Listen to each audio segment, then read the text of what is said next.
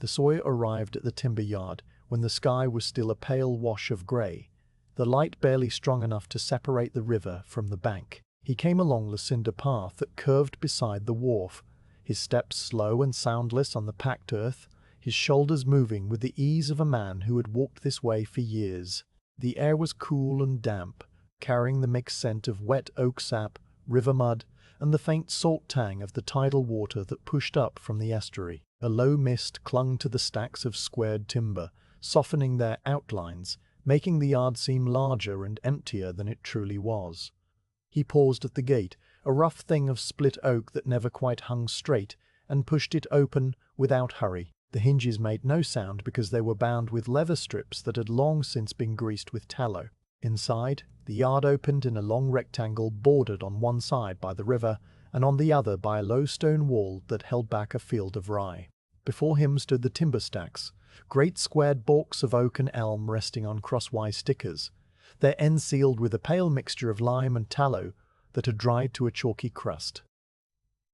Beyond them, in the centre of the yard, lay the saw pit. The saw pit was a long narrow trench dug into the earth and lined with rough planks to keep the sides from crumbling. Over it stretched a heavy timber frame on which the logs were rolled, and below, in the darkness where the pitman would stand, the ground was dry and trodden hard. A lather of oak branches lashed with hemp cord led down into the pit, its rungs worn to a polish by the passage of boots. The great saw itself rested on two iron pegs driven into one of the frame beams, its blade hanging down into the shadow like a long, silent icicle of steel. The top handle, the one the Sawyer would grip, was a smooth curve of beech wood fitted over the upper end of the blade and pinned with a wooden peg that had darkened with sweat and time. The Sawyer approached the saw first, as he always did, and lifted it from its pegs to check the teeth. He held the blade up to the weak morning light, turning it slowly, examining each tooth from heel to toe. The teeth were filed in a crosscut pattern, each one a tiny chisel that cut on the pull stroke, and they were sharp and bright, with no burrs or dull edges. He ran his thumb along the set of the teeth, feeling the slight alternate bend that kept the blade from binding in the kerf, and nodded to himself without sound. Satisfied, he hung the saw back on its pegs and turned his attention to the log. The log was an English oak, felled the previous winter in a forest 20 miles inland, transported by river barge and rolled onto the saw frame only 2 days before.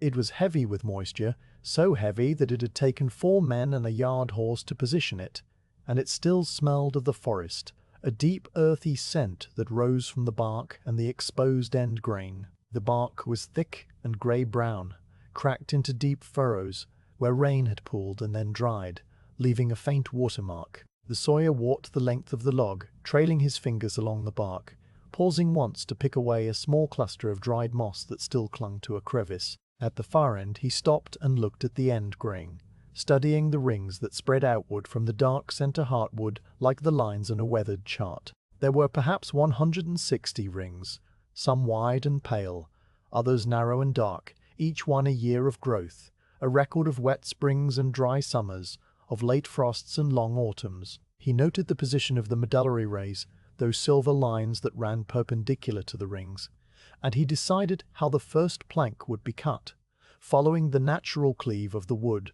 By the time he had completed his inspection, the light had strengthened enough to turn the mist from grey to a soft amber, and the first birds had begun to stir in the rye field beyond the wall. The yard remained silent except for the lapping of water at the wharf and the distant, rhythmic call of a cuckoo somewhere upriver. The Sawyer moved to a small lean-to built against the stone wall, where he kept his tools and a clay bottle of water wrapped in damp cloth. He lifted a coarse linen apron from a peg and tied it around his waist, the strings crossing his back and coming around to knot in front. He took a pair of leather wrist guards and laced them over his sleeves, not for protection from the saw, for the saw was never hurried, but for protection from the rough bark when he leaned over the log. Then he drew a deep breath, letting the cool air fill his chest, and walked back to the saw pit. The pitman had not yet arrived, and the yard was empty.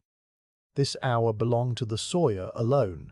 He stood at the edge of the pit and looked down into the shadows, listening to the faint sound of water seeping somewhere underground, a sound so constant it was almost silence. Then he descended the ladder, rung by rung, feeling the wood creak slightly under his weight, until his boots touched the dry earth of the pit floor. Down there the air was cooler and still, smelling of soil and the faint, clean tang of the lime wash that had once been painted on the pit boards to keep insects away. He reached up for the lower handle of the saw, a twin to the top handle but fixed to the bottom end of the blade, and he took it in both hands for a moment simply to feel its familiar weight.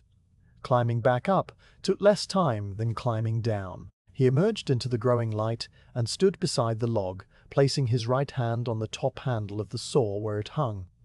The beech wood was cool and dry, its surface polished by the oils of his own palm over countless days of work. He did not grip it tightly, only rested his hand there, the way a man might rest his hand on the back of a familiar chair. He looked once more at the river, where a heron now stood motionless in the shallows, and at the sky, which had faded to a soft pearl. Then he lowered himself to sit on the edge of the saw frame, his feet dangling into the pit, and waited for the pitman to arrive. The pitman came down the cinder path just as the sun broke through the mist.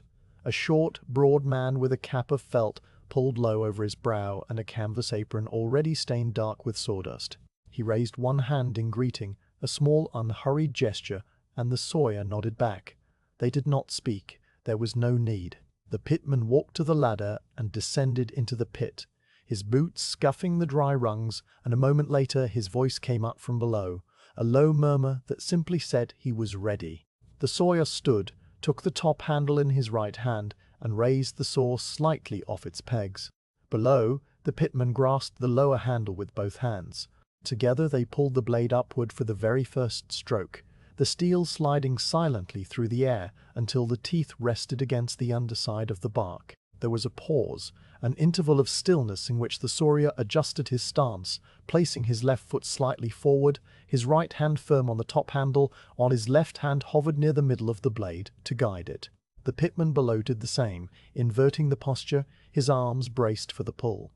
Then the Sawyer pushed down and the pitman pulled, and the teeth bit into the bark. The sound was a low, steady whisper, a prolonged shushing that lasted the length of the stroke as the saw travelled through the thick outer bark and into the first layer of sapwood. A fine dust of dry bark and pale wood puffed from the kerf and drifted down into the pit, sifting onto the pitman's shoulders. The saw reached the end of its travel, and the pitman pushed upward while the Sawyer pulled, drawing the blade back through the same cut, the teeth rasping gently against the new wood fibers, widening the curve by the thickness of the saw plate.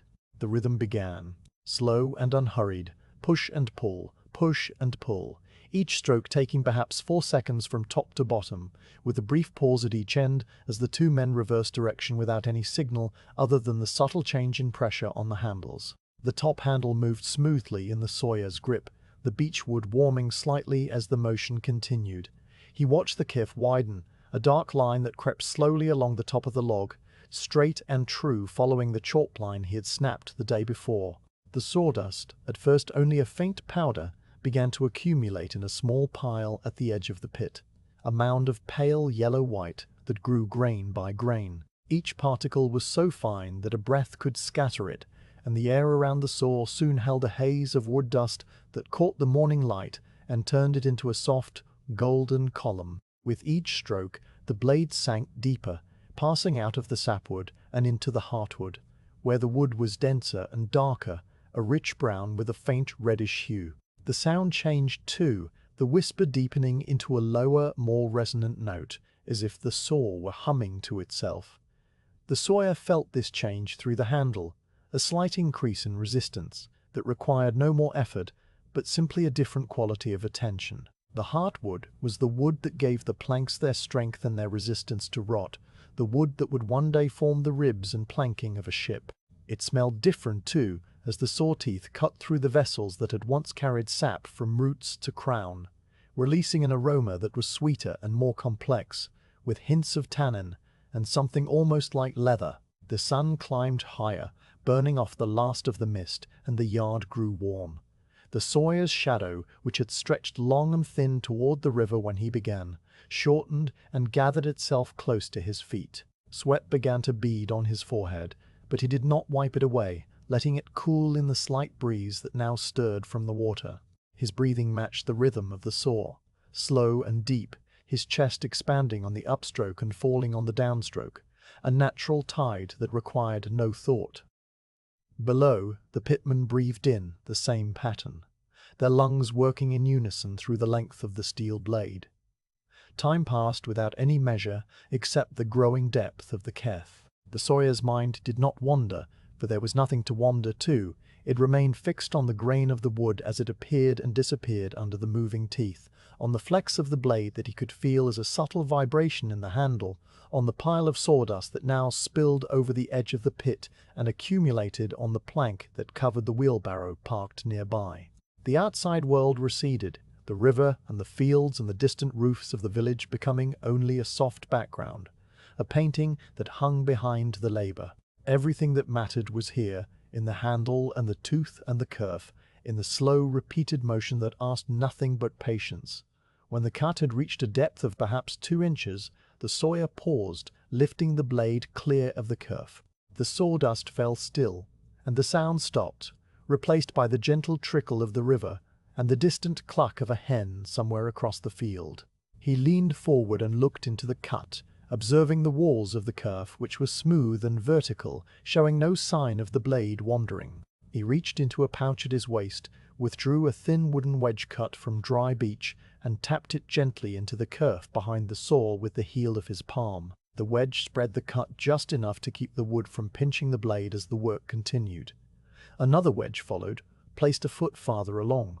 The tapping of the wedges made a quiet, hollow sound, like a small bird pecking at a branch. Then he placed his right hand back on the top handle, and the pitman, feeling the pressure return, took up the lower handle once more, and the rhythm resumed. The saw whispered back into the kerf, following its own path, widening the seam that would eventually part the log and free the plank. The pile of sawdust continued to grow, and the morning wore on, quiet and steady, without any event to mark it, except for the passing of a single cloud that dimmed the sun for a few minutes and then passed on, letting the light fall again on the Sawyer's bent shoulders and the long straight line of the cut that was slowly, very slowly, dividing the great oak log into planks for a ship that had not yet even been imagined. The top handle of the pit saw was a piece of beech wood that had been shaped by a turner in a village workshop some 30 years before this morning, steamed and bent into a gentle curve, then sanded smooth with fine gritstone and rubbed with linen until it held a dull sheen. Where the steel blade passed through the socket and was pinned in place, the wood had darkened to a deep amber, almost black in the grain lines, stained by the slow seep of linseed oil applied each evening to keep the steel from rusting. The curve at the handle fit the human palm with a precision that no measurement could have achieved, having been worn into its final shape by the hands of 3 Sawyers before this one, each man gripping it in slightly different places, each man leaving behind an invisible impression that the next would feel and then reshape with his own grip. There were no sharp edges anywhere on the handle, no corners or ridges, only the smooth flowing contour that swelled slightly in the middle and tapered at both ends, a shape that suggested not a tool but some natural object shaped by water or wind. You might have expected the wood to feel cold in the early morning, but the beech had a peculiar quality of taking on the temperature of the air around it without ever feeling chill, a kind of neutrality that meant it never startled the skin. The Sawyer had noticed this long ago on his first day in the pit, when he had reached for the handle expecting the bite of cold timber, and had instead felt something almost warm, or at least not cold, something that seemed to welcome the hand rather than resist it. Now he no longer noticed the temperature at all. His awareness of the handle had sunk below the level of conscious thought, had become a bodily knowing that lived in his palm and fingers and wrist, a memory that required no recollection. He settled his grip on the handle now, after the first pause to insert the beech wedges, and felt the familiar pressure against the base of his fingers where the wood swelled. His right hand closed around the curve with the thumb on one side and the 4 fingers on the other. Not a tight grip, but a firm one. The kind of hold a man might use when taking the hand of a friend, firm enough to communicate presence, but loose enough to allow movement. His left hand remained free to guide the blade near its middle if needed, though once the cut was established, the left hand would mostly rest on the log itself, feeling the vibration of the saw through the wood, a secondary source of information about the progress of the cut. Below in the pit, the pitman had taken the lower handle in both hands. his left hand near the bottom pin and his right hand slightly higher, the reverse of the sawyer's single-handed grip above. The two men were now connected through the length of the saw blade, a ribbon of steel 8 feet long and 7 inches wide at the top, tapering to 4 inches at the bottom. The teeth filed in a cross-cut pattern that required 4 seconds of pulling and 4 seconds of pushing, a complete cycle of 8 seconds that would repeat itself thousands of times before the day was done. The sawyer looked down at the top handle, at the way his fingers wrapped around the beech, and he noticed a small thing, a tiny crack in the wood near the pinhole, a crack that had been there for as long as he could remember and had never grown or changed, a crack so fine that it might have been a hair laid on the surface. He ran his thumb over it briefly, feeling the slight interruption of texture, the way the smoothness gave way to a line of minute roughness that was almost nothing at all. This crack had no significance, posed no threat to the integrity of the handle, and yet it was a point of familiarity, a landmark that his thumb sought out without his telling it to, the way a tongue might seek out a familiar gap between teeth. Every man who had used this saw had known that crack, had felt it under his thumb, and each had passed on without comment, leaving it as a small secret between the handle and the hands that held it. He lifted the saw now, drawing it upward with the pitman's assistance, and the blade rose out of the kerf until the teeth hovered just above the line of the cut. A few particles of sawdust fell from the steel, tumbling silently into the dark slit. Then he pushed down while the pitman pulled, and the teeth re-entered the kerf with a soft, sustained shushing that was the same note as before, but somehow fuller now that the cut had deepened. The blade travelled downward through the oak, the teeth each removing a thin shaving of wood that was too small to see individually, a fleck of fibre that joined its fellows in the growing pile of sawdust. At the bottom of the stroke there was a brief hesitation, a suspension of motion in which the weight of the blade rested on the pitman's arms, and then the push upward began, the saw rising through the kerf, the teeth on the other side of the blade now doing the cutting on the upstroke. This alternation of cut and return, of cutting on the pull and clearing on the push, gave the saw its rhythm, a back and forth that was as steady as the motion of a cradle or the swinging of a slow pendulum. The sawyer felt the blade tremble slightly through the handle, a vibration that was not unpleasant, but was instead a kind of hum that travelled up his wrist and into his forearm, where it dissipated into the larger muscles and vanished. This tremor was the voice of the saw, the sound of the teeth engaging with the wood fibres, a signal that told him the blade was sharp and the set was true and the cut was proceeding as it should. If the vibration had grown harsh or irregular, he would have stopped at once to check the set of the teeth, or to look for a nail or a stone embedded in the log, but the vibration remained smooth and even, a steady murmur that spoke only of clean wood and good cutting. The pitman felt the same vibration through the lower handle, a mirror image of the sensation in the sawyer's hand, and the two men, though separated by the log and the pit frame, shared this small constant signal that bound their movements together. The first dozen strokes passed with a slowness that was deliberate, a careful entry into the rhythm that would carry them through the morning. Each stroke was a complete event in itself, containing its own beginning and middle and end, its own arc of motion and its own small contribution to the widening of the kerf. The sawyer did not count the strokes, for counting was a distraction, a mental activity that pulled the mind away from the work, but some part of him registered the passage of each cycle, the way a man walking a familiar path registers the trees he passes without naming them. The blade rose and fell, the teeth whispered, the sawdust drifted, and the log surrendered its substance in increments so fine that no eye could have measured them. With the first stroke, the teeth had bitten into the fresh wood at the bottom of the existing kerf, and had found it slightly denser than the wood above, a change that the sawyer noted through his palm as a subtle increase in pressure. With the second stroke, which was the upstroke, the teeth on the return side cleaned the kerf of the dust left by the first stroke, pulling the fine particles upward and scattering them into the air. With the third stroke, the downward one, the cut deepened by perhaps the thickness of a fingernail, and the sound of the saw grew a shade lower in pitch as more of the blade engaged with the wood. With the fourth stroke returning upward, the pile of sawdust on the pit's edge received another dusting of pale flecks, each one landing without sound on its fellows. With the fifth stroke, the sawyer adjusted his stance almost imperceptibly, shifting his weight from his left foot to his right, a movement so small that he himself was barely aware of it. With the sixth stroke, the blade encountered a small knot near the center of the log, a dark, swirling concentration of dense wood where a branch had once grown, and the vibration in the handle changed for a moment to a slightly rougher texture before smoothing out again as the teeth passed through and found clear wood on the other side. With the seventh stroke, a drop of sweat from the Sawyer's forehead fell onto the log and lay there, a small dark circle on the pale wood, slowly being absorbed into the fibers. With the eighth stroke, the blade temperature rose just enough to release a faint scent of warmed steel, a clean metallic note that mixed with the woody aroma of the oak and the earthy smell of the pit below. With the ninth stroke, the Sawyer's breathing synchronized itself with the motion, a deep inhalation on the downstroke and a slow exhalation on the upstroke, a pattern that would sustain him through the hours ahead without strain. With the 10th stroke, a sparrow landed on a nearby stack of planks, cocked its head at the two men, and then flew away, finding nothing of interest in their slow, repetitive motion. With the 11th stroke, the curve had deepened enough that the Sawyer could no longer see the bottom of the cut when he looked down into it, only a dark line that disappeared into the heart of the log. With the 12th stroke, the rhythm had still not fully established itself, remained a collection of individual movements, strung together rather than a single continuous flow.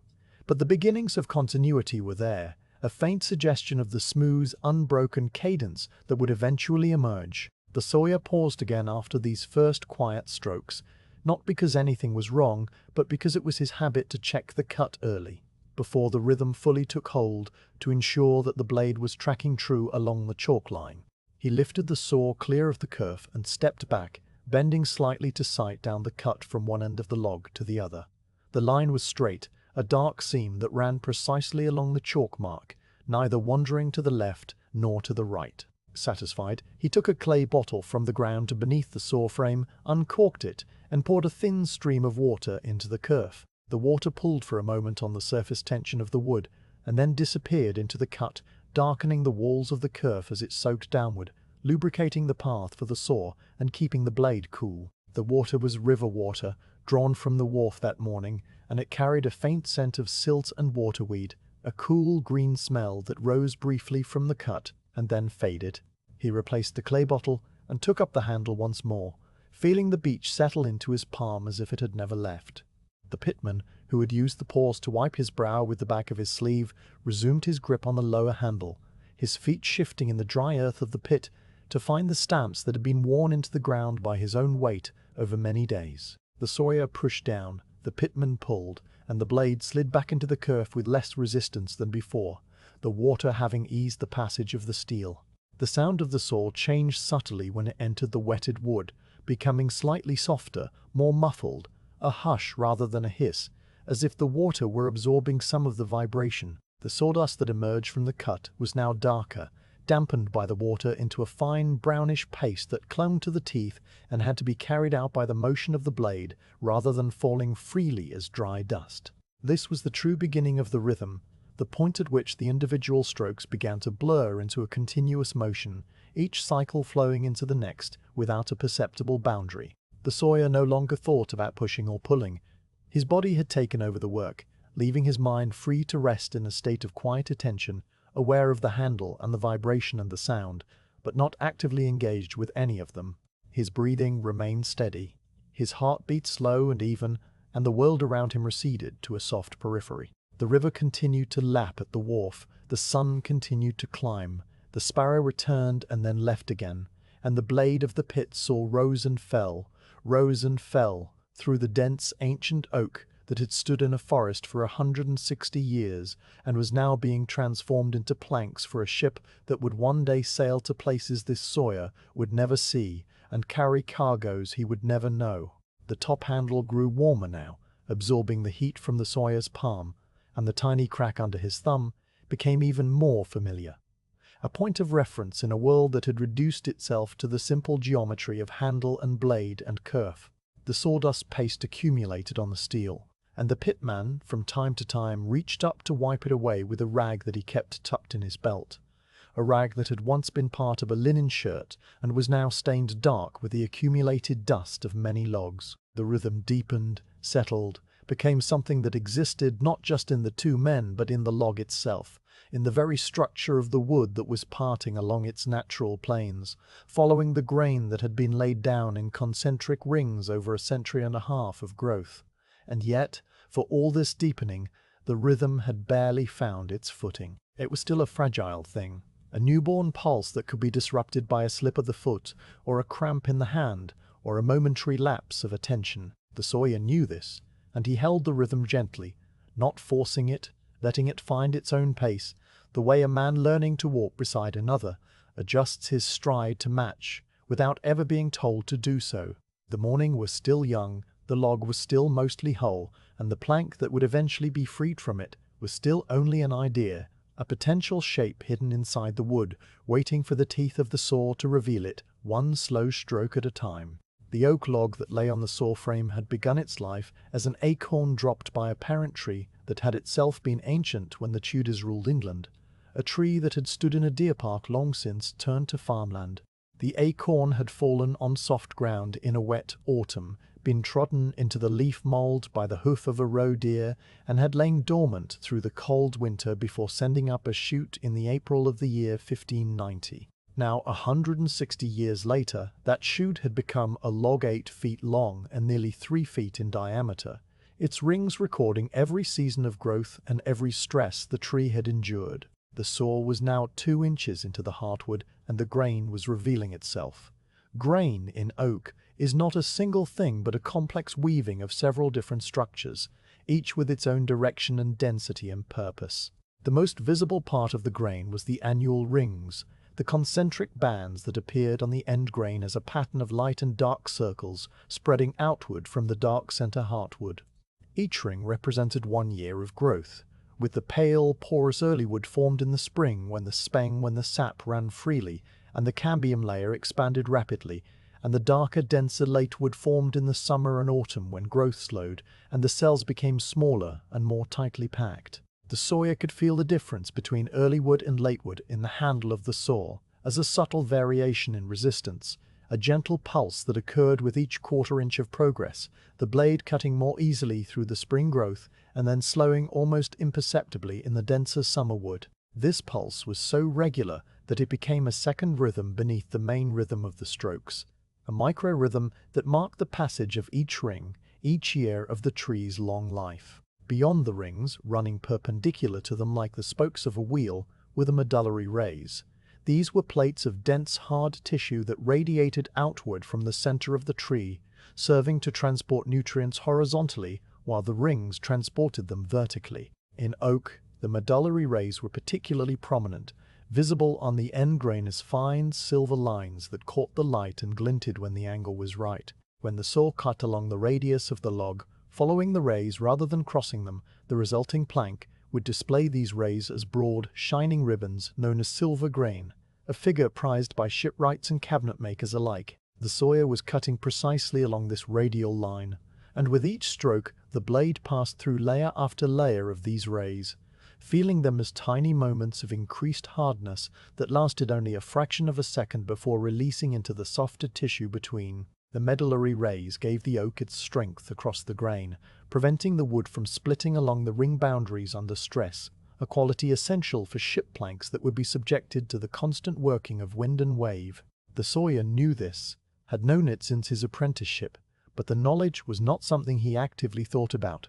It was simply part of his understanding of the material, the way a shepherd understands the behavior of sheep without needing to articulate it. His body knew the grain through the handle, through the vibration and the resistance and the sound, and this bodily knowing was far more detailed than any mental description could ever be. As the saw continued its slow passage through the heartwood, the grain varied not only in density but in direction. The tree had not grown perfectly straight. It had leaned slightly toward the south to escape the shade of a neighboring elm, and this lean had produced reaction wood on the upper side of the trunk, a band of tissue under compression that was denser and darker than the surrounding wood. The saw encountered this reaction wood now, and the blade pulled slightly to one side as the teeth met the greater resistance, a deviation that the Sawyer corrected without thinking by adjusting the angle of his push. guiding the blade back to the chalk line with a gentle pressure of his left hand on the middle of the steel. The reaction wood passed, the grain straightened, and the saw resumed its straight path, leaving behind a faint dark streak on the wall of the kerf that would be planed away later. There were knots in the log, the places where branches had once grown outward from the trunk. These knots appeared as dark, swirling concentrations of wood that interrupted the smooth flow of the grain, their fibers twisted into tight, circular patterns that were both beautiful and difficult to cut. The sawyer saw each knot coming long before the blade reached it, reading the surface of the log, where a slight swelling or a circular crack in the bark indicated the presence of a buried branch stub. When the teeth entered a knot, the sound of the saw changed from a soft whisper to a slightly harsher note, a low grinding that spoke of dense, tortured wood fibers that resisted the cutting action. The vibration in the handle grew rougher, more textured, and the sawyer slowed his pace slightly, giving each tooth time to cut cleanly through the knot rather than tearing the fibers. The knot passed, the grain smoothed out again, and the sound returned to its familiar, steady hush. Some knots were small, no larger than a thumbprint, the remnants of twigs that had died and been overgrown when the tree was young. These appeared as tiny dark eyes in the pale wood, their fibers so dense that the saw teeth left a burnished surface behind them, a polished spot that gleamed in the light. Other knots were larger, the size of a fist, the places where substantial branches had emerged from the trunk and then broken off in storms, their stubs slowly engulfed by the growing tree over decades. These larger knots had a core of bark that had been trapped inside the wood, a thin, dark layer that the saw cut through with a brief, dry rustle entirely unlike the sound of cutting wood. The bark inclusions were a minor flaw, a weakness that the shipwright might reject if the plank were intended for a critical part of the vessel, but most could be worked around or positioned in less stressed areas, and the sawyer noted each one in his mind without breaking the rhythm of the strokes. Between the knots and the reaction wood and the medullary rays, the main body of the heartwood was remarkably consistent, a warm, brown tissue that cut cleanly and evenly, its fibers parting along the natural planes of cleavage that ran parallel to the rays. This was the wood that gave English oak its reputation, the wood that had built the ships of the line and the great roofs of the halls. And it was a quiet pleasure to cut, a wood that responded to the saw with a kind of cooperation, as if it understood its purpose and was willing to be transformed. The sawyer felt this cooperation through the handle as a smoothness of motion, an ease that required no force or correction, a simple, steady progress that asked only patience and attention. The grain was not only a texture to be felt, it was also a pattern to be seen. On the surface of the log, above the cut, the grain lines appeared as fine, parallel striations that curved gently along the length of the timber, their color varying from pale honey to deep umber. Where the surface had been axed or adzed during the squaring of the log, these lines were interrupted by the small scalloped divots of the tool marks, but beneath the surface they continued uninterrupted, a hidden geography that the saw was now revealing. The sawyer occasionally glanced at the exposed wood ahead of the cut, noting the direction of the grain and any deviations that might cause the blade to wander, and he adjusted his aim accordingly, keeping the kerf aligned with the natural cleavage of the fibers. The smell of the heartwood was different from the smell of the sapwood that had been cut earlier in the morning. The sapwood, the outer inch or so of the tree, had been pale and moist and had released a fresh, slightly sour scent, the smell of living tissue that had only recently ceased its biological activity. The heartwood, by contrast, was dead tissue, its cells filled with tannins and other compounds that preserved it against decay, and its scent was richer and deeper, with notes of leather and tobacco and a faint, spicy sweetness that reminded the sawyer of the dried figs that came to the village on rare occasions from Mediterranean traders. This scent rose from the kerf as the saw teeth cut through the cells, intensified by the friction heat of the blade, and it hung in the air around the saw pit, mixing with the river smell and the earth smell and the clean metallic smell of the steel. The pitman below was closer to the source of this scent, and he breathed it in deeply without thinking about it, his lungs filling with the ancient aroma of a tree that had been growing before his grandfather's grandfather was born. The sawdust that fell on him was now entirely heartwood dust, a fine reddish-brown powder that settled on his shoulders and cap and the back of his neck, working its way into the weave of his linen smock and the creases of his skin. He did not mind the dust. It was clean and dry and smelled pleasant, and it was part of the work, as inevitable as the motion of the saw and the passing of the hours. Deep within the log, at the very center, lay the pith, the original shoot that had emerged from the acorn in 1590. The pith was a narrow core of soft, spongy tissue, no thicker than a knitting needle, and it represented the tree's first year of growth. It was surrounded by juvenile wood, the rings formed during the tree's adolescence, which were wider and less dense than the mature heartwood, and often contained small cracks and checks that had formed as the tree grew and the pith dried. The saw was still some distance from the pith, and this first plank would be taken from the outer portion of the heartwood, where the wood was most stable and most valuable. The pith would remain in the central slab that would be cut last, and that slab would probably be set aside for less demanding uses, cart beds and floorboards and the like. The Sawyer did not need to think about this. His decades of experience had already made the decision, had guided his placement of the chalk line to maximize the yield of clear, straight-grained planks from this particular log. The grain was also a record of the tree's environment, a chronicle of the weather and the seasons and the events of a century and a half. A particularly wide ring, pale and porous, recorded a year of abundant rain and warm temperatures, a year when the tree had grown rapidly. A very narrow ring, dark and dense, recorded a cold, dry year, or a year when a late frost had damaged the leaves and slowed the growth. A ring that was normal on one side of the log, but compressed on the other, recorded a year when a neighboring tree had fallen or been felled, changing the light and the wind and causing the tree to adjust its growth. All of this information was here, written in the wood, and the saw was reading it stroke by stroke, releasing the stored history into the air as dust and scent and sound. The temperature of the blade continued to rise very slightly as the friction of the cut warmed the steel, and the Sawyer could feel this warmth through the handle, the beech wood growing incrementally less cool in his grip. The warmth was not uncomfortable. It was a pleasant, living heat that seemed to connect the tool to the man, a shared warmth produced by the work itself. The water that he had poured into the kerf earlier was now mostly evaporated, driven off by the friction heat, and the sawdust that emerged from the cut had returned to its dry, powdery state, piling up on the edges of the kerf in a fine, soft ridge that trembled slightly with each stroke of the saw. Time continued to pass without being measured.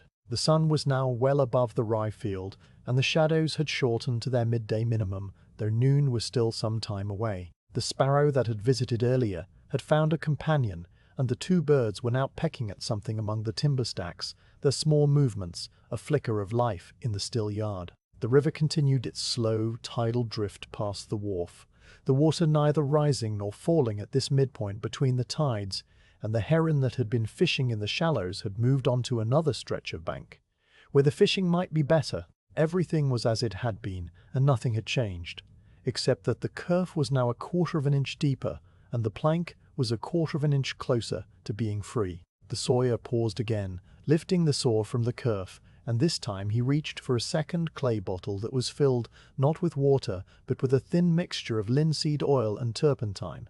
He poured a small quantity of this mixture onto a rag and wiped the blade from top to bottom, working the oil into the steel and removing the fine dust that had adhered to the surface. The oil darkened the metal and brought out the faint pattern of the tempering, a subtle mottling that was the signature of the smith who had forged the blade. Then he poured another trickle of water into the kerf, watching it disappear into the dark slit, and he took up the handle once more. The rhythm resumed. The blade whispered back into the cut, and the grain of the oak continued to reveal itself, ring by ring, ray by ray, in the slow, patient language of the saw. The sawdust had begun as a faint scattering, a dusting of pale flecks on the dark earth. But by the time the cut reached 3 inches into the heartwood, it had grown into a presence that could not be ignored. It piled in a soft, continuous ridge along the edge of the saw pit, a long mound of yellow-white particles that spilled over the planks and trickled down the slope into the darkness where the pitman stood. Each stroke of the saw added a fresh increment, not a visible layer, but a new deposit, so fine that it merged instantly with the rest, the individual grains indistinguishable from the mass. The pile had a particular shape, a gentle curve that followed the length of the kerf, higher near the middle of the log where the cutting was deepest and tapering toward the ends where the blade engaged less wood. It was a shape determined entirely by the geometry of the cut, a physical record of the saw's passage through the oak. The sawdust itself was not homogeneous. The particles that came from the early wood were light and fluffy, almost like fine breadcrumbs, pale cream in color and so soft that they drifted sideways on the slightest current of air. The particles from the late wood were darker and denser, tiny reddish-brown grains that fell more directly and accumulated in a thin layer at the bottom of the pile. There were also fragments of the medullary rays, the silver tissue that the saw had sliced through, and these appeared as occasional glinting specks that caught the light when the angle was right. A brief sparkle that was gone as quickly as it came. The dust from the knots was different again, a dark, almost black powder that stained the other particles with its intensity, leaving small inky patches in the pale mound. All of these different dusts mixed together into a single substance that was pale brown overall, a muted, earthy tone that looked almost like ground cinnamon or dry ginger. The smell of the sawdust was everywhere now, a clean, woody aroma that filled the air around the saw pit and spread outward into the yard. It was a dry smell, lacking the moisture of the living tree, and it had a faint sweetness that came from the tannins and the volatile oils released by the friction of the saw. Breathing, it was like breathing the scent of a carpenter's shop or a cooper's yard, a smell of honest labor and natural materials. The taste of it lingered on the tongue as a fine, dry grittiness, not unpleasant, but persistent, a reminder that the air itself had become thick with suspended particles. The Sawyer tasted it when he paused to draw breath, a faint woodiness that mixed with the cool morning air, and he swallowed it without thinking, his body long accustomed to the flavor of oak dust. Below the level of the main pile, a secondary accumulation was taking place in the pit itself. The pitman stood in a slowly deepening layer of dust that covered his boots and crept up his ankles, the particles sliding down the steep sides of the pit to gather around his feet. Every time he shifted his stance, which was not often, the dust stirred and released a fresh cloud that rose around him like a dry mist. The dust settled on his cap and his shoulders and the back of his neck, working its way into the weave of his smock until the fabric became stiff with it, a pale coating that cracked when he moved. He felt it in his hair, a fine grit that itched slightly but not enough to warrant a scratch, and he felt it between his fingers when he adjusted his grip on the lower handle, the dust acting as a mild abrasive that polished the skin over the hours.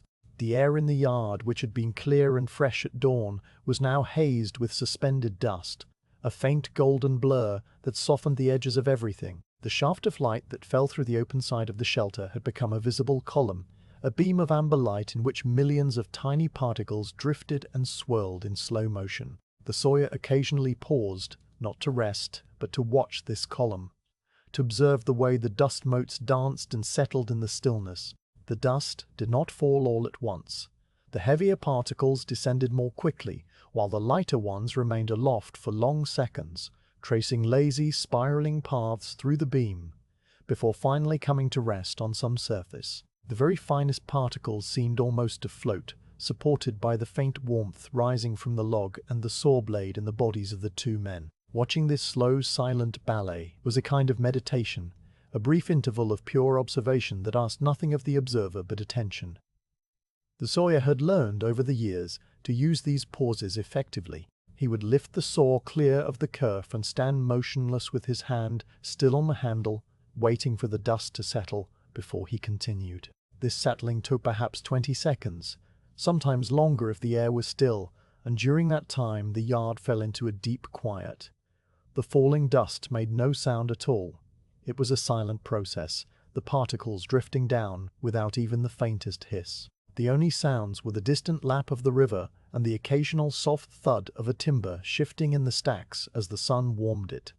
The quiet seemed to deepen with each pause, as if the dust were absorbing the ambient noise, muffling the world into a hush. When the dust had settled enough that the kerf was visible again, the Sawyer would pour a small amount of water into the cut to control the dust for the next series of strokes. The water darkened the wood and turned the fresh sawdust into a paste that clung to the blade rather than flying into the air. This technique kept the worst of the dust down, though it could not eliminate it entirely, and a fine film continued to settle on every surface regardless. The water also had a cooling effect on the blade, and the Sawyer could feel the difference in his hand as the handle transmitted a slightly lower temperature after the pour. The rhythm would then resume, the blade entering the wetted kerf with a soft, sucking sound, and the cycle of dust generation and settling would begin again.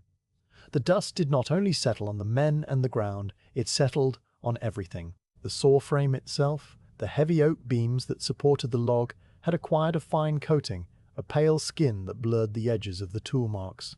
The iron pegs that held the saw when it was not in use had collected dust in their crevices, the particles filling the gaps between the metal and the wood. The stack of already cut planks nearby, the ones that would later be stickered and seasoned, had a dusting along their upper edges, a line of pale powder that showed where the air currents had carried the particles. Even the spider's web in the corner of the shelter, a delicate construction that had taken its maker many nights to complete, was now visible only because the dust had settled on the silk threads and made them opaque, a ghost of the original geometry. The Sawyer's hands, which had begun the day clean and dry, gradually became coated with a fine layer of dust that worked its way into every crease and line. The dust mixed with the natural oils of his skin to form a smooth, velvety patina that was oddly pleasant to the touch, giving his fingers a soft feeling against the handle. The beechwood of the handle itself became dusted, the grains of wood dust filling the tiny pores of the timber and darkening them slightly, so that the handle appeared more used, more alive than it had at dawn. The Sawyer would occasionally rub his palm against his apron, a gesture that removed some of the dust, but never all of it, and the dust that came off his hand would fall in a small cloud and add itself to the general accumulation. The dust muffled sounds in subtle ways. The whisper of the saw, which had been a clear, distinct noise when the cut was fresh, now seemed softer, as if the dust in the air were absorbing some of the higher frequencies. The tap of the wedges when they were driven home was less sharp, a dull thock rather than a bright tap. Even the footsteps of the pitman, when he shifted his weight in the pit, were quieted by the layer of dust that cushioned the soles of his boots. The overall effect was a gradual softening of the acoustic environment, a quieting that matched the slowing of the morning and the deepening of the rhythm. There was a particular moment, perhaps once every quarter hour, when the sawdust accumulation reached a critical point at the edge of the kerf, and a small avalanche would occur. A tiny overhang of dust, built up by successive strokes, would suddenly collapse and slide down the side of the log into the pit, a miniature landslide that lasted only a second, but which the pitman always noticed, feeling the soft patter of particles on his head and shoulders. This pattern of accumulation and collapse was as regular as the tide, a small cycle nested within the larger cycle of the saw strokes, and it contributed its own quiet rhythm to the day. The sun continued to move, and the shaft of light that illuminated the dust shifted accordingly, changing its angle and its color as the morning progressed.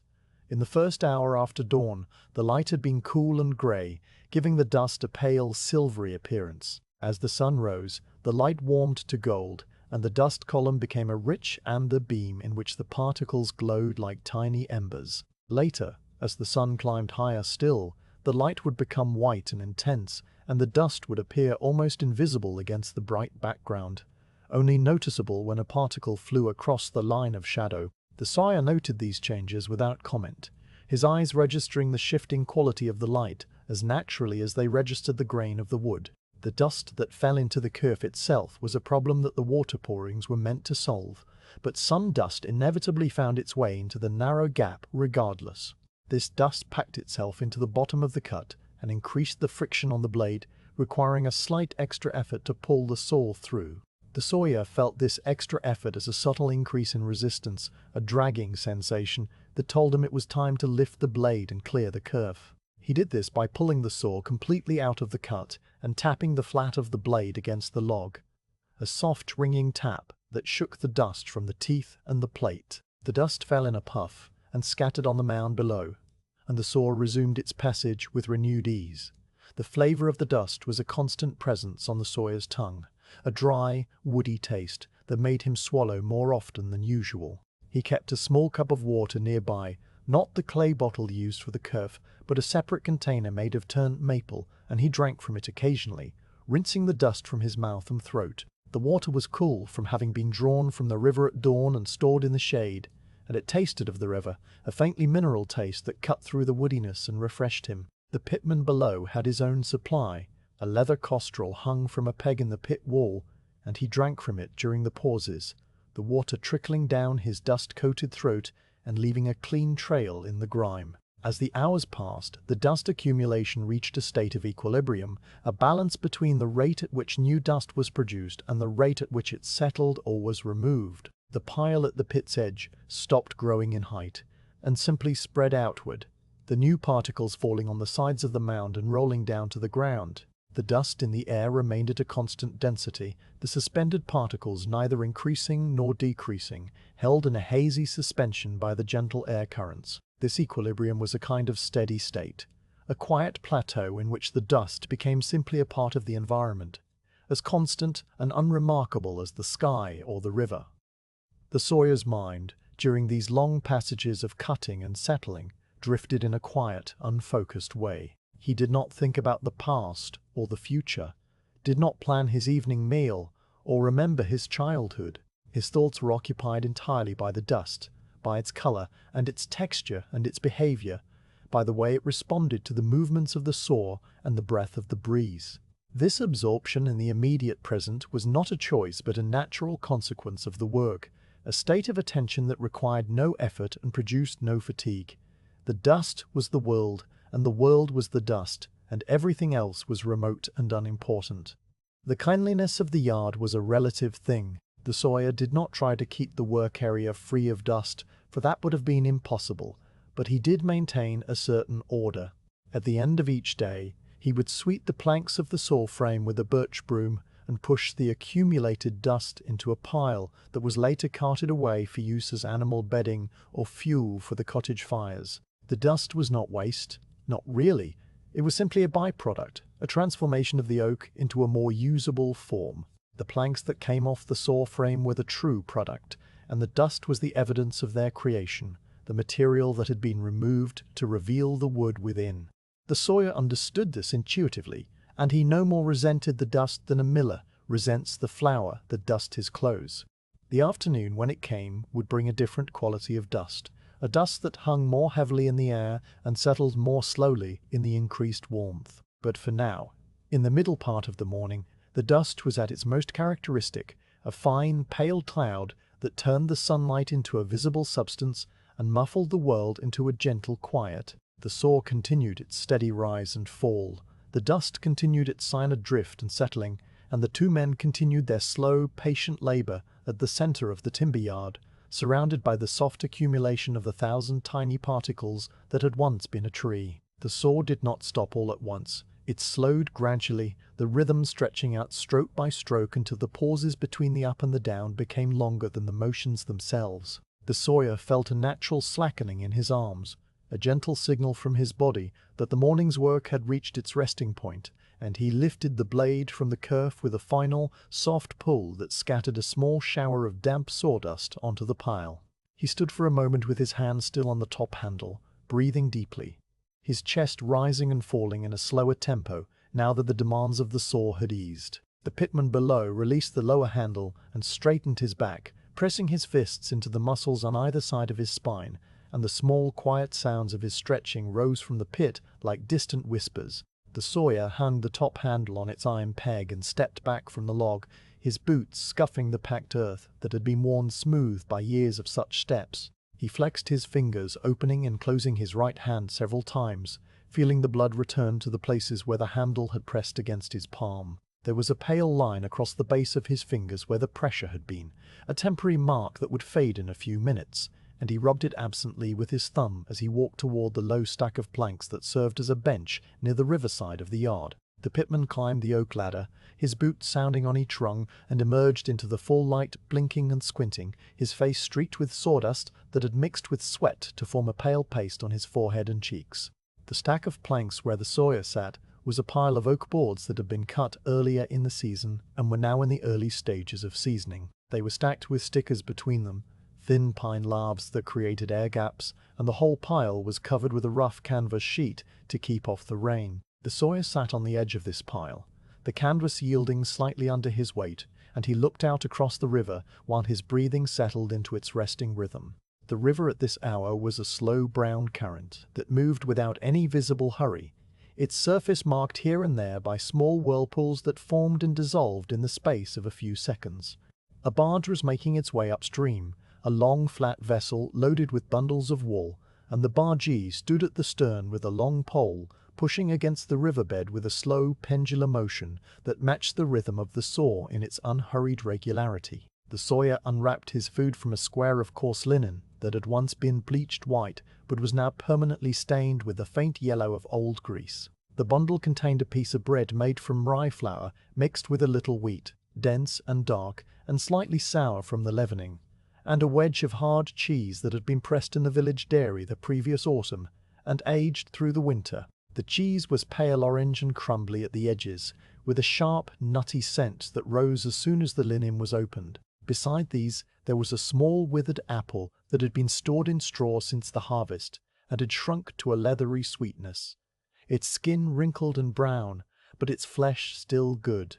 The Sawyer laid these items on the linen across his knees and began to eat, his movements slow and without any sense of urgency. The bread required chewing, a steady, grinding motion of the jaw that produced a soft, rhythmic sound inside his head, and he chewed each bite thoroughly before swallowing, his eyes fixed on the river but not really seeing it. The cheese was salty and sharp, and it left a coating on his tongue that the bread absorbed, the two foods complementing each other in a way that centuries of pairing had made familiar. He cut the cheese with a small knife that he kept in a leather sheath at his belt, a knife with a handle of worn horn that had darkened with age to the color of strong tea. The blade was short and curved, sharpened on one side only, and it cut the cheese cleanly, leaving a smooth, waxy surface that glistened in the light. He ate without hurry, pausing between bites to breathe and to feel the sun on his face, and to listen to the small sounds of the yard. The pitman had settled himself on a separate pile of timber on the other side of the saw frame,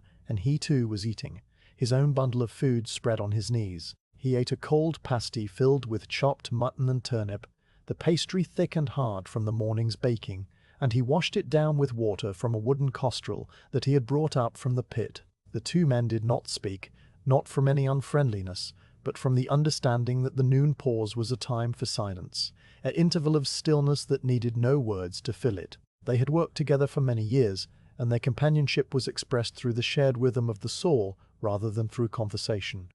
Words would have been an intrusion, a disruption of the quiet that was as necessary as the food and the rest. The sun was directly overhead now, or nearly so, and the shadows had shrunk to small dark pools directly beneath each timber and each stone. The heat of the day had gathered in the yard, and the air was warm and still, the earlier breeze from the river having died away completely. The Sawyer could feel the warmth soaking into his shoulders through the coarse linen of his shirt, a pleasant, drowsy sensation that made his eyelids heavy. He did not fight this heaviness, allowing his gaze to soften and his breathing to deepen, his body settling into a state that was not quite sleep but was no longer full wakefulness. The food sat comfortably in his stomach, and the water from the clay bottle, which he had drunk in long, slow swallows, cooled him from the inside. The river continued to move past the wharf, and the barge had now passed out of sight around the bend, leaving behind only a faint disturbance in the water that smoothed itself out within minutes. A pair of ducks paddled near the far bank, their heads dipping under the surface at intervals as they searched for waterweed and small snails. The heron had returned and stood motionless at the edge of the shallows, a grey statue waiting for a fish to pass within range of its dagger bill. The rye in the field beyond the stone wall stirred slightly in the faintest breath of air, a ripple of silver green that travelled across the field and then subsided. These small movements were the only activity in a world that had slowed to the pace of the noon rest. The Sawyer finished the bread and the cheese and wiped his fingers on the edge of the linen cloth.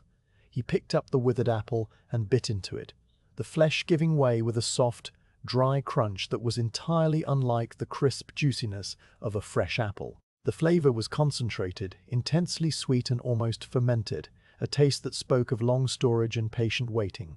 He ate the apple slowly, turning it in his fingers to find the best spots, discarding the stem and the pips onto the ground where the sparrows would find them later. The core he tossed into the river, a small arcing throw that landed with a soft plop and floated for a moment before sinking into the brown water. When the food was gone, he folded the linen cloth carefully, tucking the corners in to make a neat square, and placed it back in the leather pouch at his belt.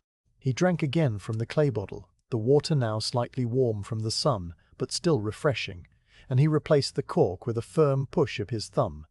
Then he leaned back on his hands, tilting his face up to the sky, and closed his eyes. The light came through his eyelids as a warm red glow, and he could feel the tiny muscles around his eyes relaxing, releasing a tension he had not been aware of until it began to ease. His breathing slowed further, each breath a long, gentle tide that lifted his chest and let it fall again.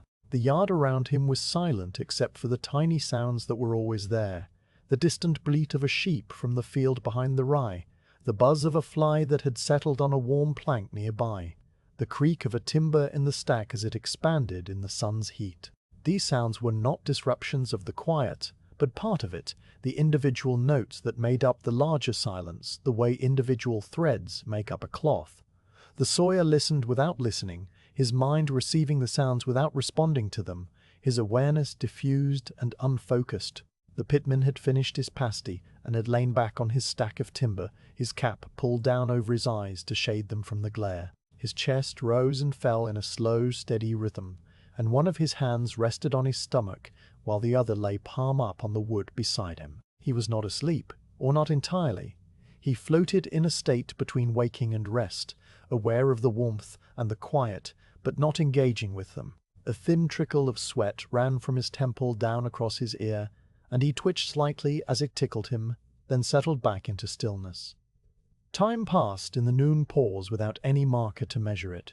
The sun moved imperceptibly across the sky, its position changing so slowly that the shadows seemed frozen in place. The water lapping at the wharf posts made a soft, liquid rhythm that had no beginning and no end, a sound so constant that it had become inaudible to the men who heard it every day. The flies buzzed and landed and buzzed again, tracing lazy patterns in the warm air. The heron caught a small fish and swallowed it with a quick jerk of its head, then resumed its motionless vigil. Nothing happened, and nothing needed to happen.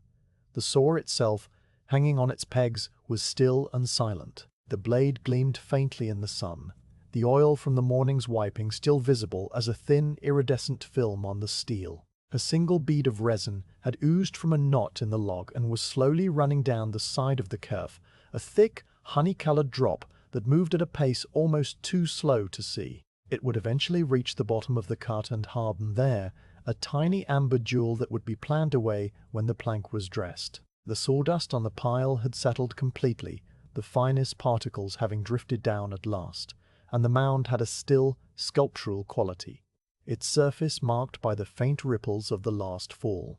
The Sawyer opened his eyes after a time, not because he needed to, but because the rest had reached its natural end. He sat up slowly, stretching his arms above his head and feeling the pull of the muscles along his sides, a pleasant ache that spoke of good work. He rolled his shoulders and turned his head from side to side, and then he stood, brushing the sawdust from his apron with a few quick swipes of his palm. The pitman, hearing the movement, sat up as well and pushed his cap back from his eyes, blinking in the bright light. Neither man spoke. There was still no need. The noon pause was over, not because a bell had rung or an hour had struck, but because the rest had been sufficient and the body was ready to work again. The Sawyer walked back to the sawpit, his steps slow and steady, his shadow now just a small circle around his feet. He lifted the top handle from its peg and waited while the pitman descended the ladder and took up his position below. The log lay exactly as they had left it, the kerf a dark mouth in the pale wood, the wedges still in place, the sawdust pile still in waiting. The Sawyer settled his grip on the handle, feeling the beach curve into his palm with a familiarity that was almost affection, and he looked down the length of the log to confirm that the line was still true. Then he pushed down, the pitman pulled, and the blade re-entered the kerf with a soft, familiar whisper. The afternoon had begun. The afternoon light came into the timber yard from the west, slanting under the edge of the open-sided shelter and falling across the saw frame at a long, low angle that it had not held in the morning. The sun had moved past its peak and was now beginning its slow descent toward the ridge of hills that lay beyond the village, a descent so gradual that the shadows would not noticeably lengthen for another hour. The light itself had changed in quality, losing the pale clarity of dawn and the white intensity of midday, and taking on a warmer, yellower cast that seemed to thicken the air and deepen the colors of everything it touched. The oak log, which had appeared grey-brown in the early hours, now showed its underlying warmth, a honeyed tone that emerged from the wood as if the light were drawing it out. The sawdust pile, too, looked different, its pale surface gilded by the afternoon glow. The saw blade caught this light along its length, and the teeth, each one polished bright at its tip by the friction of the morning's cutting, glinted faintly with each stroke. The sawyer could see the individual teeth when he looked down the blade, a row of tiny, sharp-edged chisels that had been filed to a crosscut pattern, their points alternating left and right in a regular sequence that prevented the blade from binding. The teeth near the heel of the saw, closest to the top handle, were slightly larger than those near the toe, a graduation that distributed the cutting load evenly along the blade. The steel between the teeth was dark with oil and the faint grey patina of use, but the cutting edges themselves were bright, almost silvery, and they flashed in the afternoon sun each time the saw completed its stroke and reversed direction. The saw plate, the long ribbon of steel that connected the top handle to the bottom handle, was 7 inches wide at the top and tapered to 4 inches at the bottom, a shape that reduced the weight of the blade while keeping the cutting edge straight. The plate was not perfectly flat. It had a slight curve, a gentle belly that allowed the saw to cut without the back of the blade rubbing against the walls of the kerf.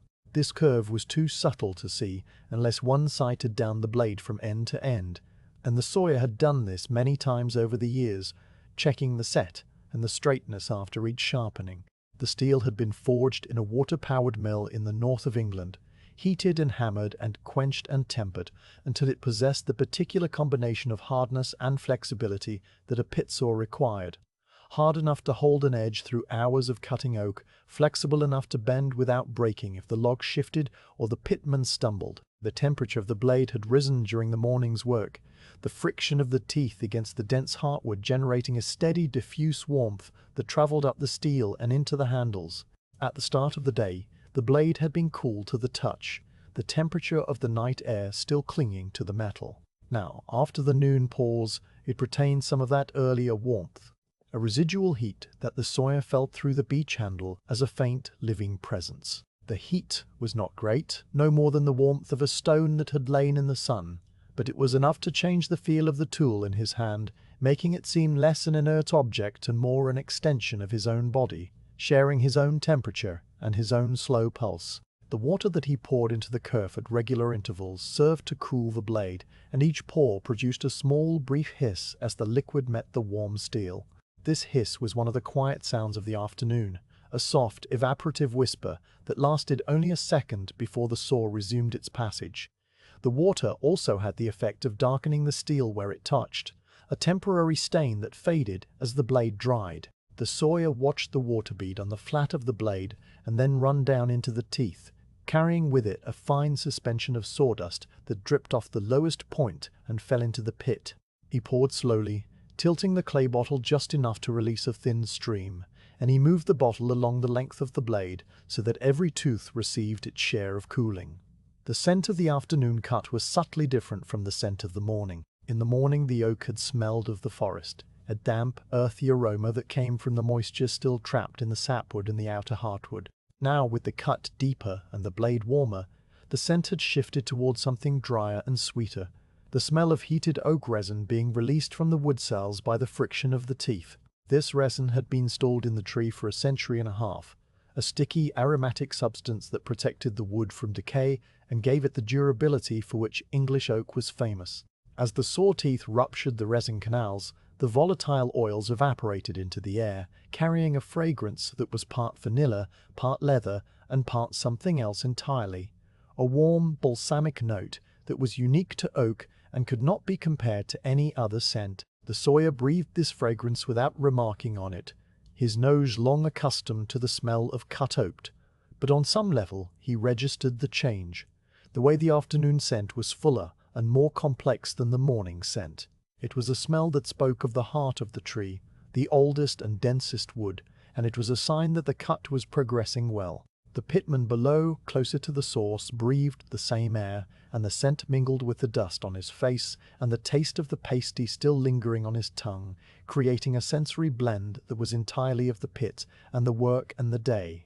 The blade itself had a smell, or rather the oil on the blade had a smell, a clean, nutty scent of linseed that rose faintly when the steel warmed. This smell mixed with the oak resin and the river water and the dry sawdust to create the characteristic atmosphere of the saw pit, an atmosphere that the Sawyer would have recognized blindfolded, that he associated with work and patience and the slow transformation of logs into planks. It was not an unpleasant smell, not the acrid stench of industry or the choking dust of a mill, but a natural, almost pleasant aroma that belonged to the craft and the material and the place. The afternoon rhythm established itself more quickly than the morning rhythm had done. In the morning, the two men had needed time to find their pace, to adjust to the particular log and the particular light and the particular temperature of the day. Now, after the noon rest, their bodies remembered the rhythm without being told, and the saw resumed its steady pulse within the first few strokes. The sawyer's hand found its familiar pressure on the handle, the pitman's feet found their familiar stance on the pit floor, and the blade travelled up and down through the kerf with a smoothness that made the morning's work seem hesitant by comparison. This was the advantage of the afternoon, the accumulation of muscle memory and warmth and familiarity that allowed the work to proceed with a quiet efficiency. The sound of the saw in the afternoon was lower in pitch than it had been in the morning, a soft, resonant hum rather than a whisper.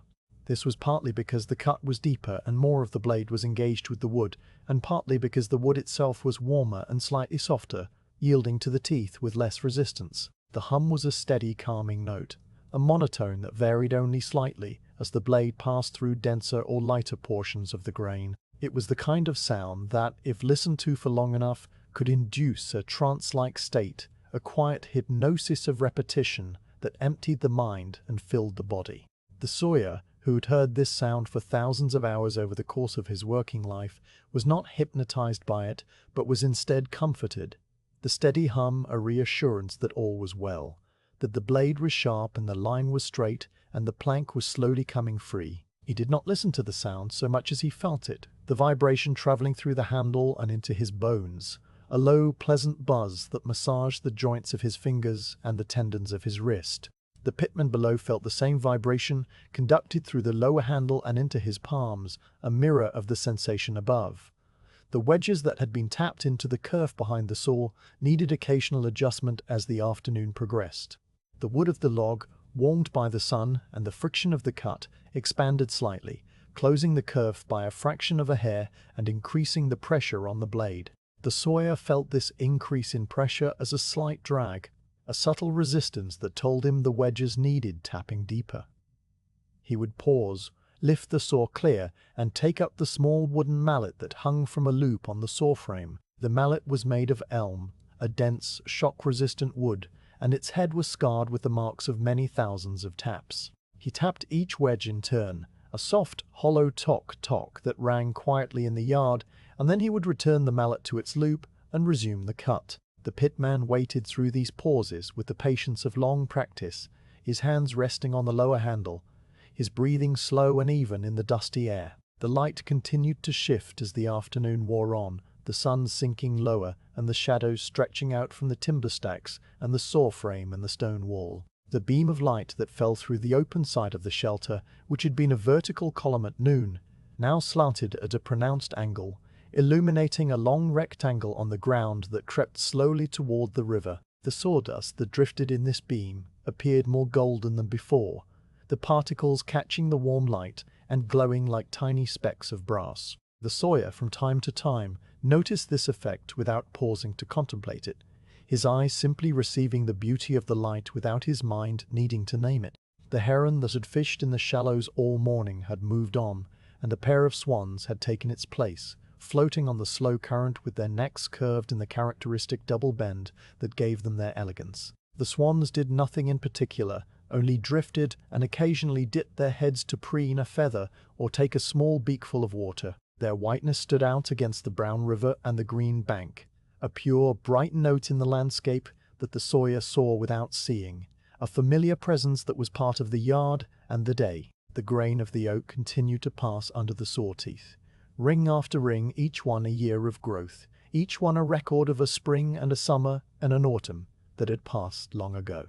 The saw was now more than halfway through the log, and the plank that was being freed had begun to take on an identity of its own, a distinct slab of wood that would soon be lifted away and stacked for seasoning. The sawyer could feel the approach of this moment in the changing resistance of the wood, a slight give that entered the cut as the remaining thickness decreased. It was not yet time to think about the separation, but the awareness of it was there, a quiet anticipation that added a gentle forward movement to the afternoon's work. The pitman below had settled into the deep rhythm of the afternoon, his arms moving with a mechanical regularity that required no thought. His world had reduced itself to the lower handle and the patch of light that fell through the kerf above him, a thin line of brightness that was the only visible connection to the upper world. The sawdust continued to fall on his cap and his shoulders, a steady, silent rain that he no longer noticed. His breathing matched the stroke of the saw, and his heart beat slow and steady in his chest, a calm, regular pulse that was the only clock he needed.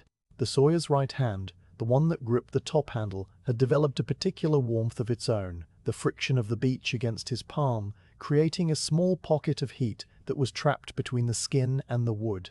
He shifted his grip slightly from time to time, moving his thumb to a different position or easing the pressure on his little finger. Small adjustments that kept the hand comfortable and the control precise.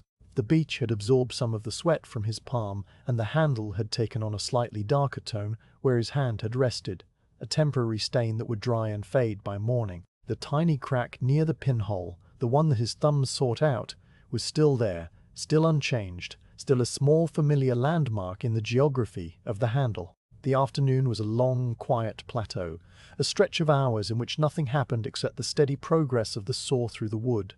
No one came to the yard, no cart arrived with new logs, no barge called at the wharf. The village beyond the rye field was silent, its inhabitants occupied with their own afternoon tasks.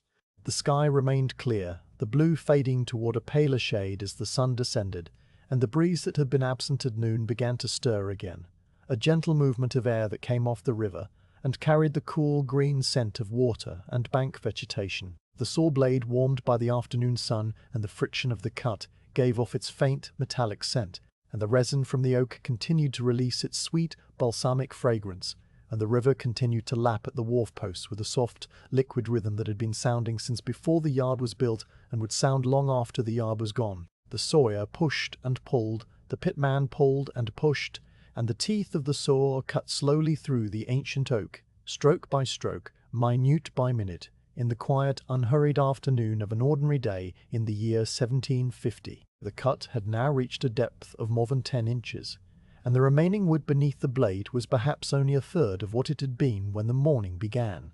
The sawyer could feel this reduction in the way the log responded to each stroke, a slight springiness that had entered the motion, a subtle give that was entirely unlike the solid resistance of the earlier cutting. The plank was beginning to assert itself as a separate thing, a distinct slab of oak that was still attached to the parent log along a diminishing band of wood, but was already thinking, if wood could be said to think, about the moment of its release.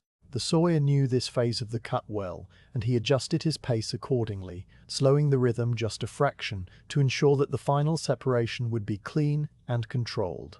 The sound of the saw had changed again, because the blade was now cutting through the lowest portion of the log, the part that had been nearest to the ground when the tree stood in the forest.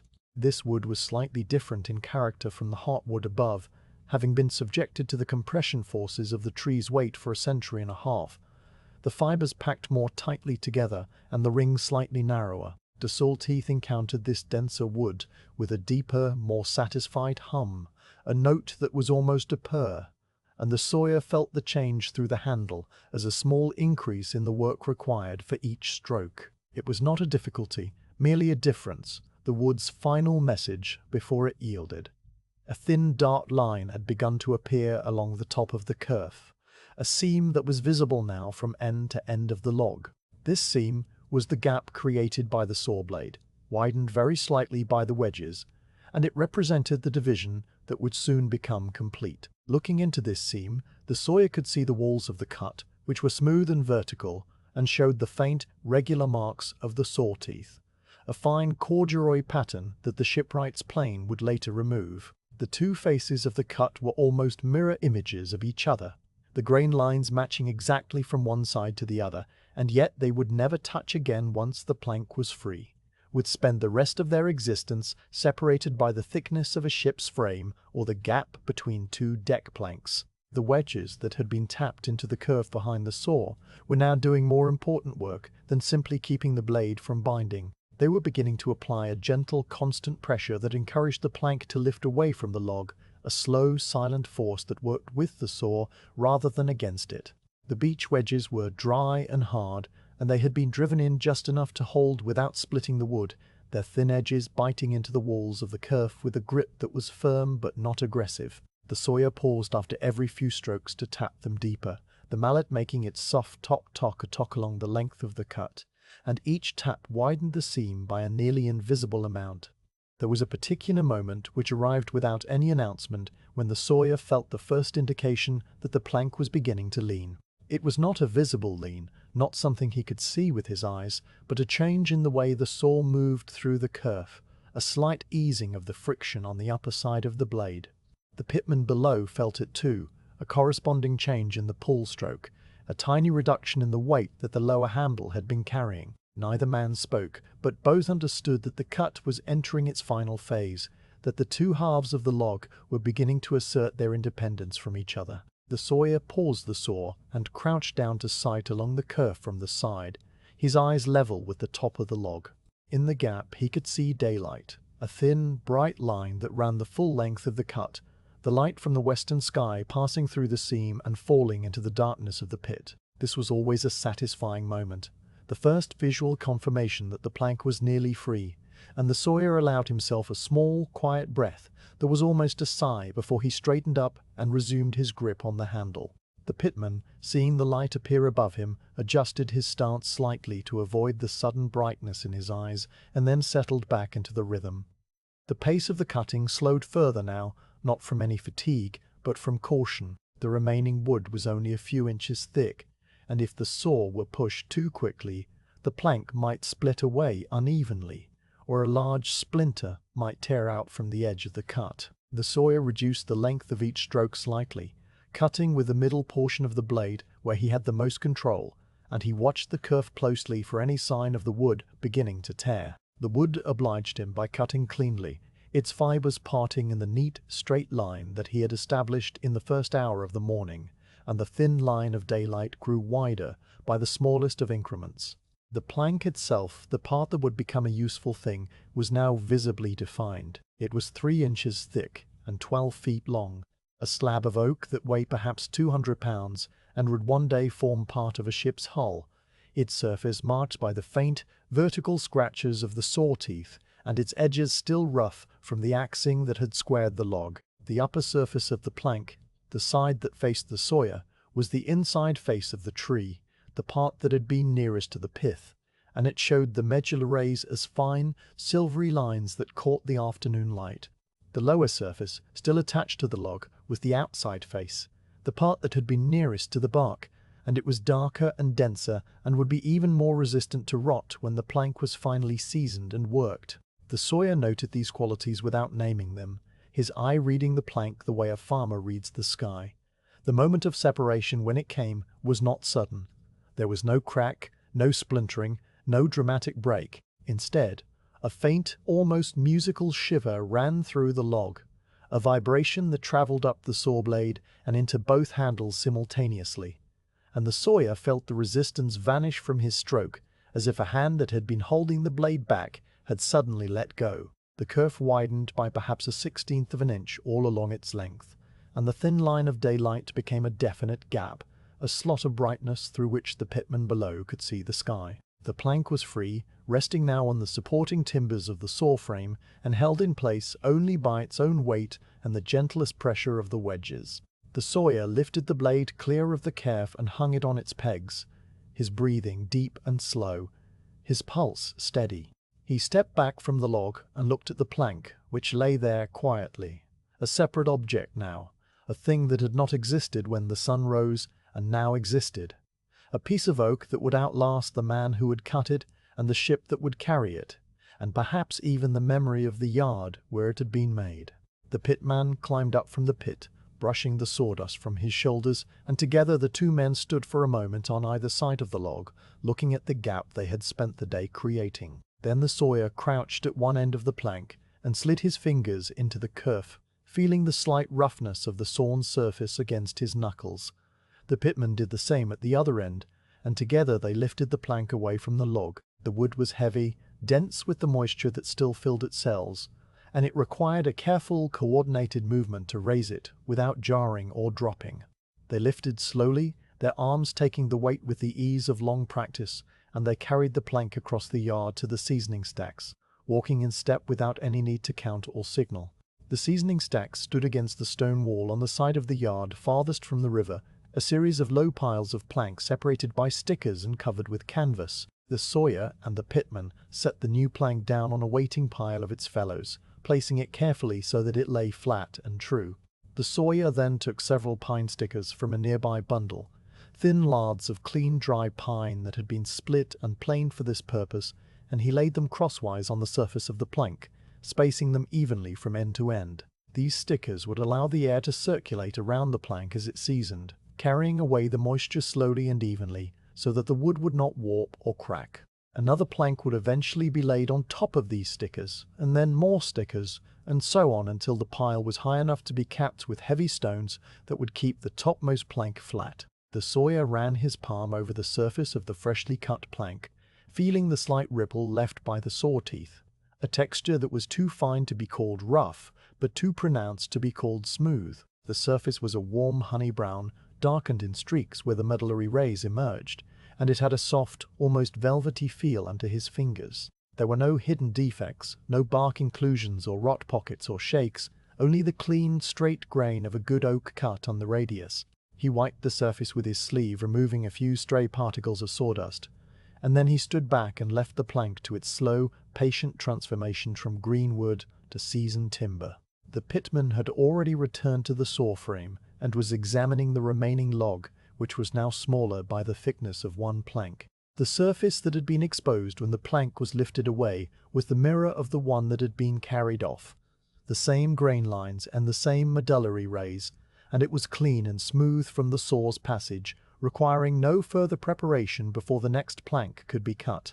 The sawyer joined him, and together they rolled the log slightly to one side, adjusting its position on the frame so that the chalk line for the next cut would be exactly where it needed to be. The log was lighter now, having lost a significant portion of its weight with the removal of the first plank, and it moved easily under their hands. The sawyer retrieved the top handle from its peg and felt the familiar curve settle into his palm. The blade was still warm from the afternoon's cutting, and the teeth were still sharp, having been dressed only that morning. He looked down the length of the log, sighting the new line that would guide the second plank, and he noted the slight changes in the grain that the new surface had revealed. Then he lowered himself onto the saw frame, placed the blade against the edge of the log, and waited while the pitman descended into the pit and took up the lower handle. The yard was quiet again, the river lapping at the wharf, the shadows of the timber stacks stretching longer across the ground, and the sawyer pushed down on the handle, beginning the first stroke of the second cut. The plank that the sawyer and the pitman had carried to the seasoning stacks now lay on its bed of pine stickers, its freshly cut surface open to the air, and its weight pressing down with a gentle, even distribution across the 5 crosswise laths that supported it. The seasoning yard was a quiet, ordered place at the far side of the timber yard, set back from the river and protected from the prevailing wind by the low stone wall that ran along the boundary. Here the stacks of planks rose in neat, regular tiers, some covered with canvas, others with rough boards laid across their tops, all of them arranged with a careful attention to the slow, invisible work of drying that would transform green oak into stable, workable timber. The sawyer stood beside the new plank and looked down at it, his hands resting on his hips, his breathing still slightly deepened from the effort of the carry. The plank was 3 inches thick and 12 feet long, a substantial piece of oak, and it was heavy with the moisture that filled every cell, every vessel, every fiber of the wood. This moisture had been drawn up from the soil of the forest by roots that had spread wide and deep through the clay and the loam, had travelled upward through the sapwood in a slow, continuous column that rose from the earth to the highest leaf and had been trapped in the wood when the tree was felled the previous winter. Now it would begin its slow journey out of the wood, evaporating from the surfaces and the end grain, leaving behind the dry, stable timber that the shipwrights required. The process of seasoning was a patient one, a waiting that could not be hurried. The rule that the Sawyer had learned as an apprentice, and that he now followed without thinking, was that oak should season for 1 year for every inch of thickness. A 3-inch plank, therefore, would lie in this stack for 3 summers and 3 winters, exposed to the slow circulation of air and the gradual changes of temperature and humidity before it was ready to be worked. During that time, the moisture content would fall from the high levels of the greenwood to something closer to the moisture content of the air itself, a slow equilibrium that would stabilize the wood and prevent it from warping or shrinking after it had been shaped and fitted into a vessel. The Sawyer would not be the one to take this plank from the stack when it was ready. That would be the shipwright or his apprentice, years from now, and the Sawyer gave this fact no thought at all. He turned to the bundle of pine stickers that lay nearby, a stack of thin, clean laths that had been split from a straight-grained pine log and planed smooth on all 4 faces. The stickers were perhaps 1 inch thick and 2 inches wide, and they varied slightly in length because they had been cut to fit the different widths of the planks in the stack. The pine was a soft, pale wood that would not stain the oak or react with the tannins in the heartwood, and it was dry enough that it would not contribute any moisture of its own to the stack. The Sawyer selected 5 stickers of the appropriate length and laid them out on the surface of the new plank, spacing them evenly from end to end with an interval of perhaps 2.5 feet between each one. The stickers lay crosswise to the grain of the plank, their narrow edges facing upward, so that the next plank would rest on the smallest possible contact area, maximizing the airflow around the wood. The placement of the stickers was a matter of careful habit. The first sticker was set about 6 inches in from the end of the plank, not right at the very edge, because the end grain of the plank would dry faster than the middle and could split if it were left unsupported. The last sticker was set the same distance from the far end, and the 3 remaining stickers were spaced equally between them, their positions adjusted slightly to avoid placing any sticker directly over a knot or a bark inclusion where the wood might be weaker. The Sawyer checked the alignment by sighting down the length of the plank, making sure that each sticker was exactly perpendicular to the grain and that the row was straight. The pitman, who had followed him to the stacks, stood nearby and waited, his hands hanging loose at his sides, his attention settled on the work without any need to direct it. When the stickers were in place, the Sawyer walked to the next pile in the stack, where a plank that had been cut several weeks earlier was already resting on its own set of stickers. He and the pitman lifted this plank together, one at each end, their arms taking the weight with the same coordinated care they had used for the new plank. The older plank was slightly lighter, having already lost some of its surface moisture to the air, and it had taken on a faintly paler color, the honey tones beginning to fade toward a silvery gray on the exposed face.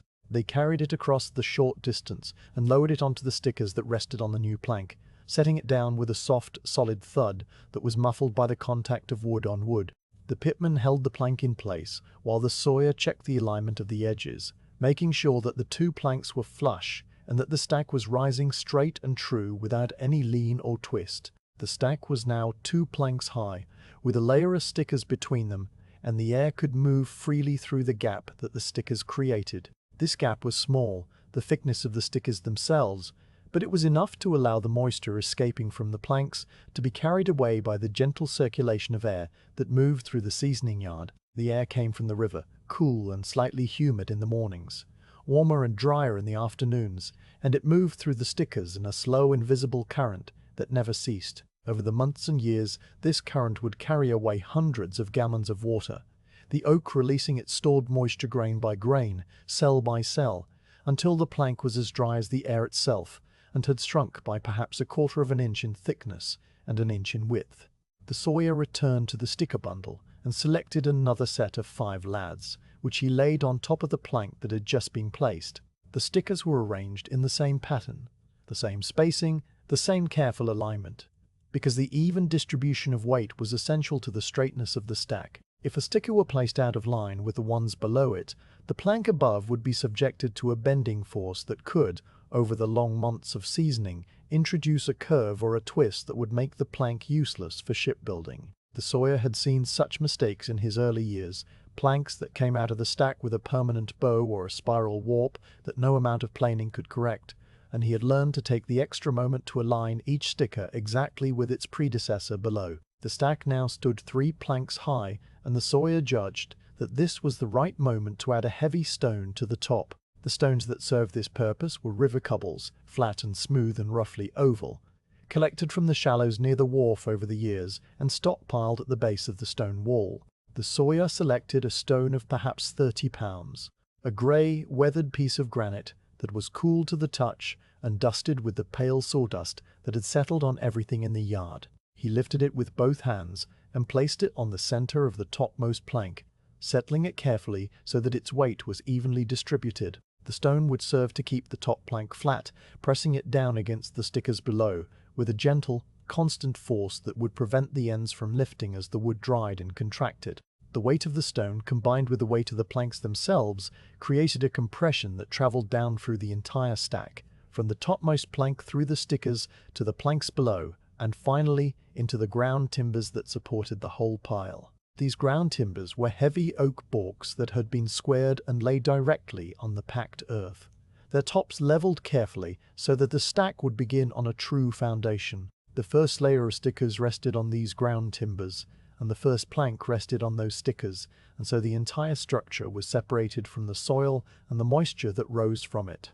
The Sawyer had built this particular stack himself at the start of the season, and he had taken the time to level the ground timbers with a spirit level made of a curved glass tube filled with water, a tool that he handled with the same quiet care he gave to everything else in the yard. He stood back now and looked at the stack, his eyes traveling slowly from the ground timbers to the stone on the top. The stack was straight and true, the edges of the planks aligned in a neat, vertical plane, the stickers projecting slightly from the sides like the rungs of a ladder.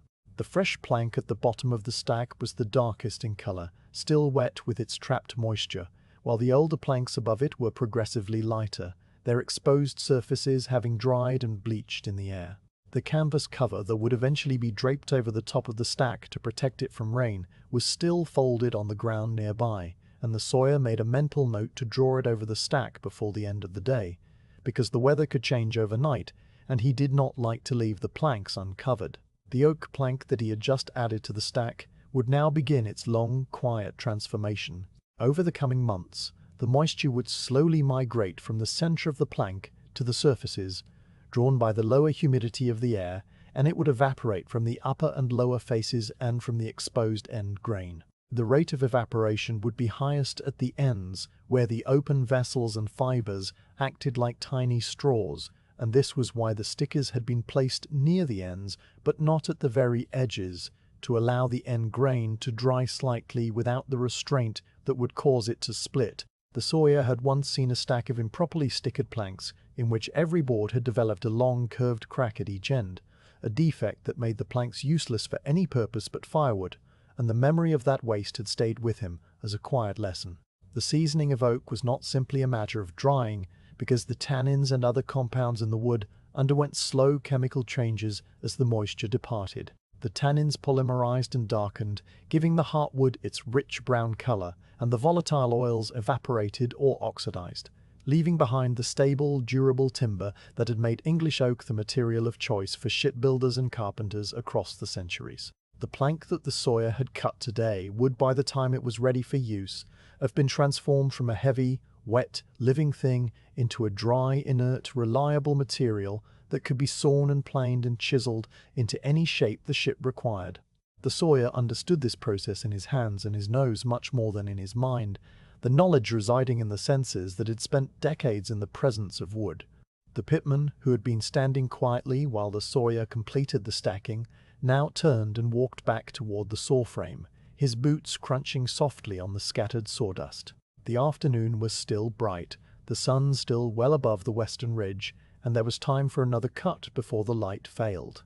The Sawyer followed him, his own footsteps falling into the same rhythm, and as he walked, he ran his hand over the surface of a stack of older planks that had been seasoning for more than a year. The wood was noticeably lighter and drier, its surface roughened by the slow drying of the surface fibers, and it rang with a slightly hollow note when he tapped it with his knuckle, a sign that the seasoning was progressing well. The yard horse, which had been standing in the shade of the elm tree at the far end of the yard, lifted its head as the men passed and then lowered it again, its large dark eyes following them with a placid incuriosity. The horse was a heavy, patient animal, a gelding of perhaps 15 hands, with a coat the color of dried mud and a mane that hung in tangled hanks over its neck.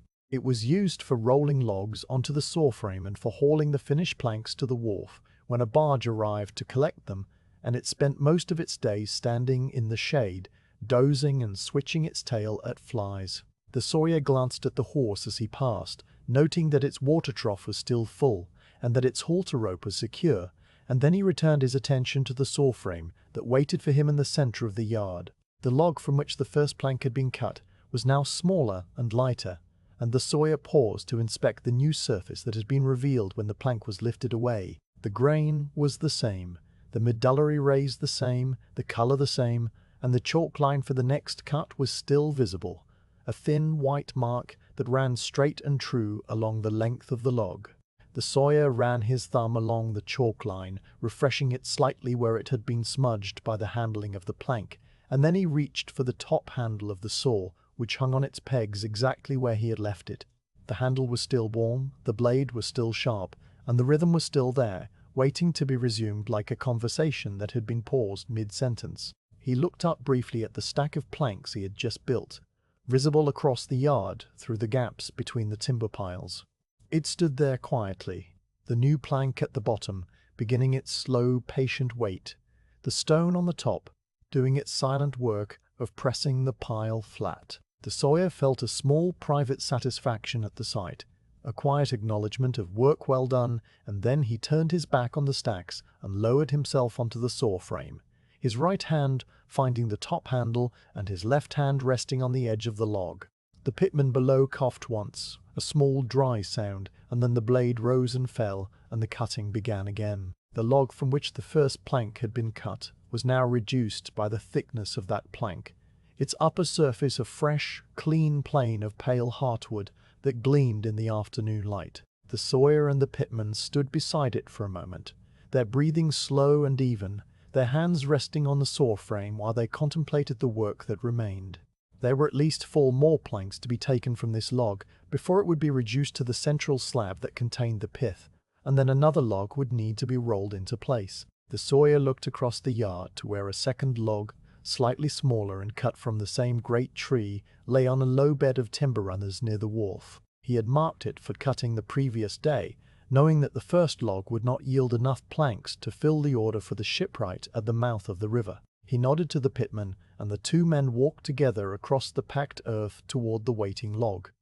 The yard horse, which had been dozing in the shade of the elm tree, lifted its head again as the men approached. It was an old creature, a gelding of perhaps 20 years, its coat faded to a soft, dusty brown, and its mane tangled into thick cords that hung over its neck. Its eyes were dark and calm, set deep in a broad face that expressed nothing but a quiet, enduring patience.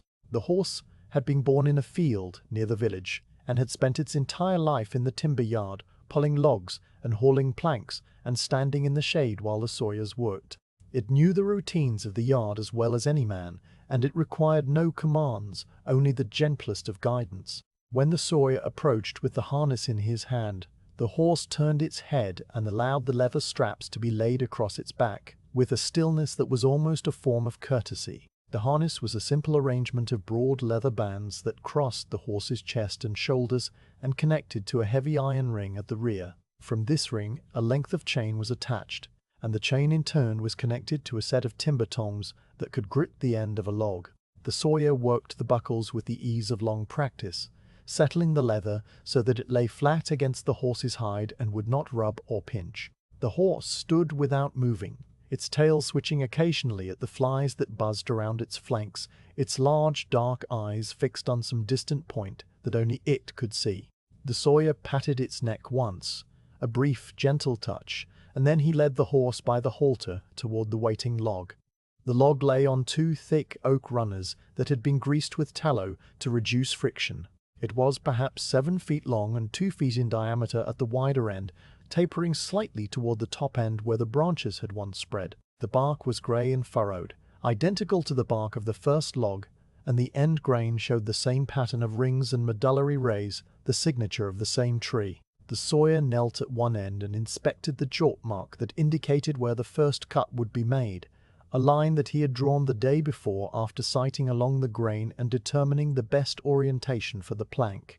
The line was still clear, the chalk undisturbed by the night damp, and he traced it with his finger to refresh it while the pitman attached the timber tongs to the end of the log. The tongs were a pair of curved iron arms connected by a pivot pin, their ends sharpened to bite into the wood. The pitman positioned them so that they gripped the log firmly near its end, and he tightened the chain that connected them to the horse's harness with a few sharp tugs. The chain was made of thick links, each one forged by hand and worn smooth by years of use, and it clanked softly as it came under tension. The Sawyer took the horse's halter and clicked his tongue, a small soft sound, and the horse leaned into the harness with a motion that was so gradual it barely seemed like movement at all. The horse did not lunge or strain. It simply began to walk forward, its great feathered hooves lifting and falling on the packed earth with a slow, steady cadence, and the chain tightened until the iron link straightened and the log began to move. The log shifted on its greased runners with a low grinding sound, a deep note of wood on wood that was not unpleasant, and it rolled forward at the pace of the horse's walk. The Sawyer walked beside the horse with his hand resting lightly on the halter, not pulling or guiding, merely accompanying the old animal in its labor. The pitman walked behind the log, steadying it with a long wooden pry bar that he inserted under one edge from time to time to keep it from veering off the runners. Together, the horse and the two men moved the log across the yard in a slow, unhurried procession. The distance from the wharf to the saw frame was perhaps 40 yards, and the journey took several minutes.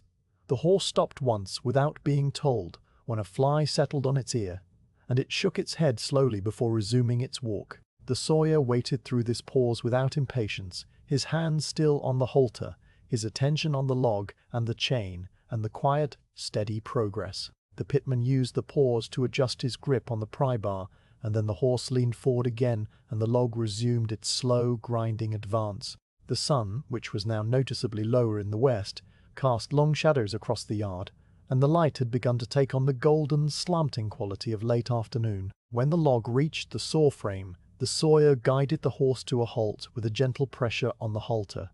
The horse stopped immediately and stood with its head lowered, its breathing deep and slow, its sides moving in a rhythm that was only slightly faster than before. The chain was unhitched, the tongs removed, and the Sawyer led the horse back to the shade of the elm tree, where he removed the harness and hung it on a peg driven into the trunk. He refilled the water trough from a bucket that stood nearby, and the horse lowered its muzzle to drink, the water rippling with each long, slow swallow.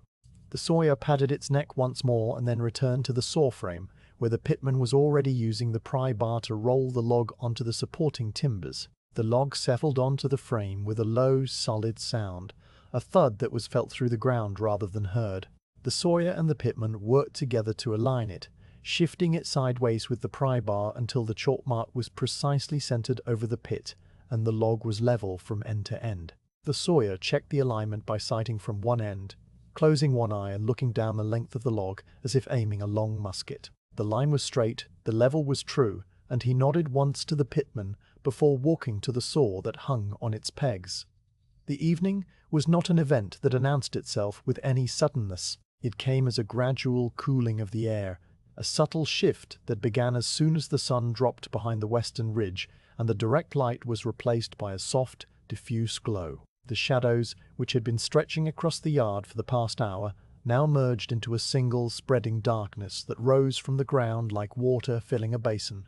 The temperature, which had been warm through the afternoon, dropped by a few degrees, and the Sawyer felt the coolness on the back of his neck and the exposed skin of his forearms. The breeze from the river, which had been almost imperceptible during the heat of the day, now freshened slightly, carrying with it the damp green scent of the water and the bank vegetation.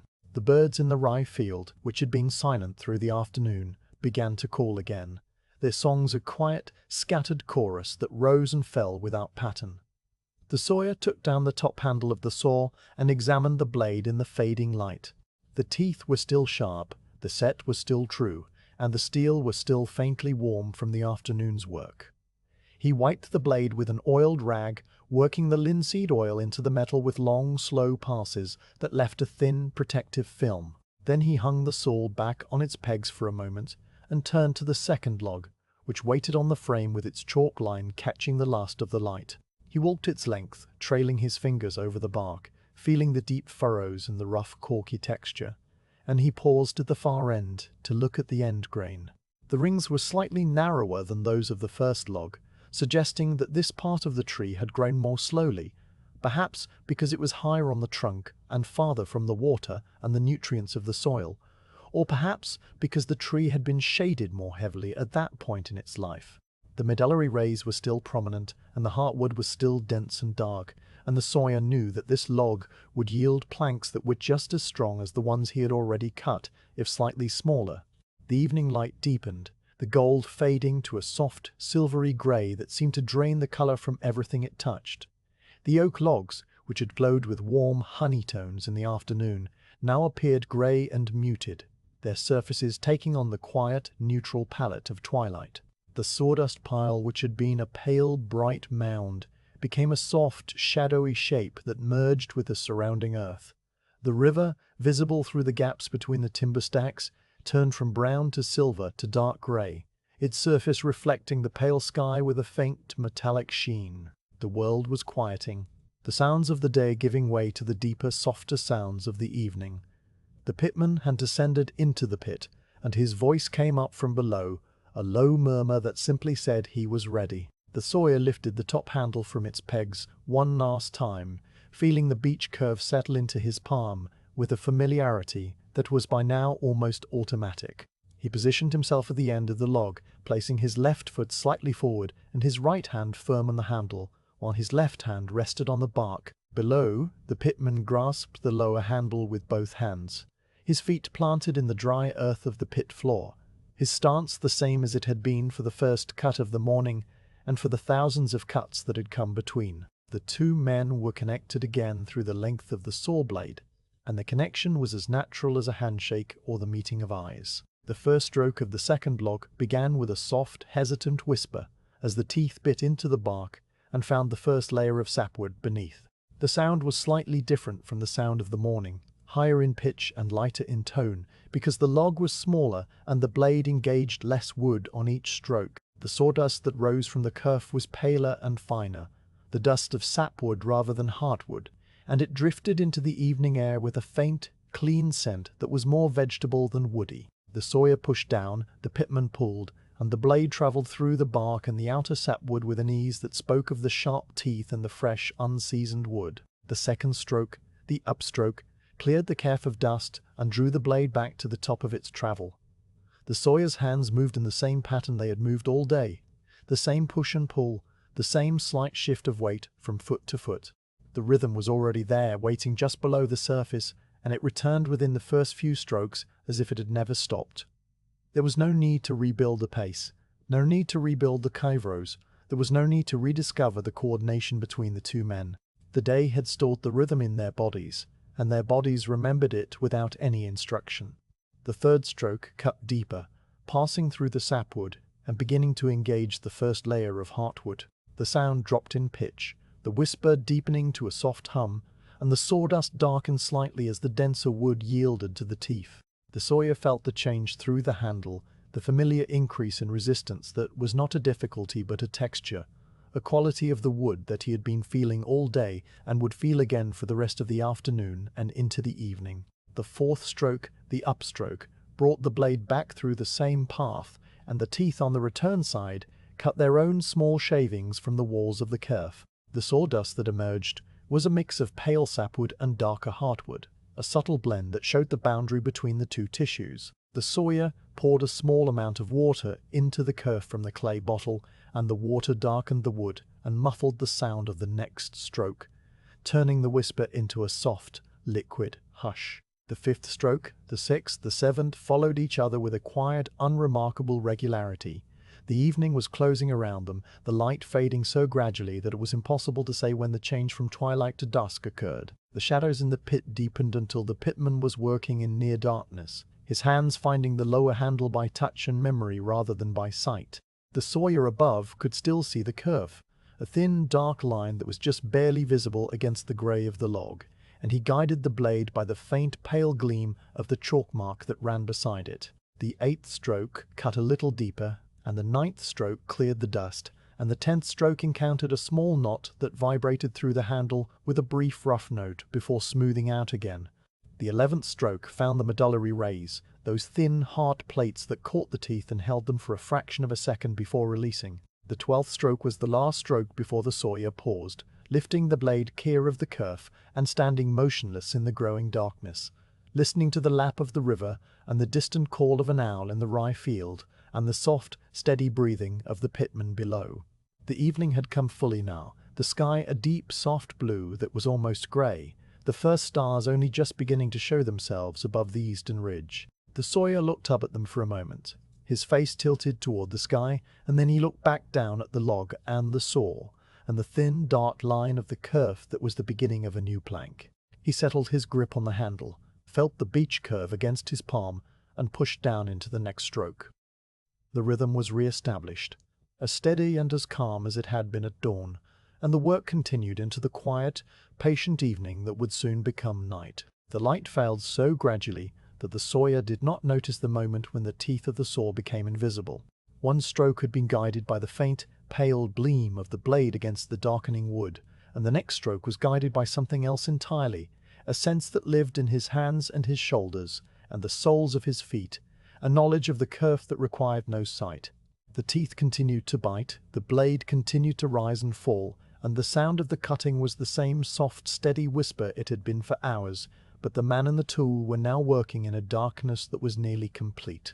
The sky above the timber yard had deepened to a heavy, velvety blue, and the stars, which had been faint at twilight, now shone with a sharp, cold brightness that seemed to have no effect on the shadows below. The Sawyer completed a final series of strokes without counting them, feeling the blade reach the end of the chalk line that marked the extent of this evening's cut. He had not intended to finish the second plank.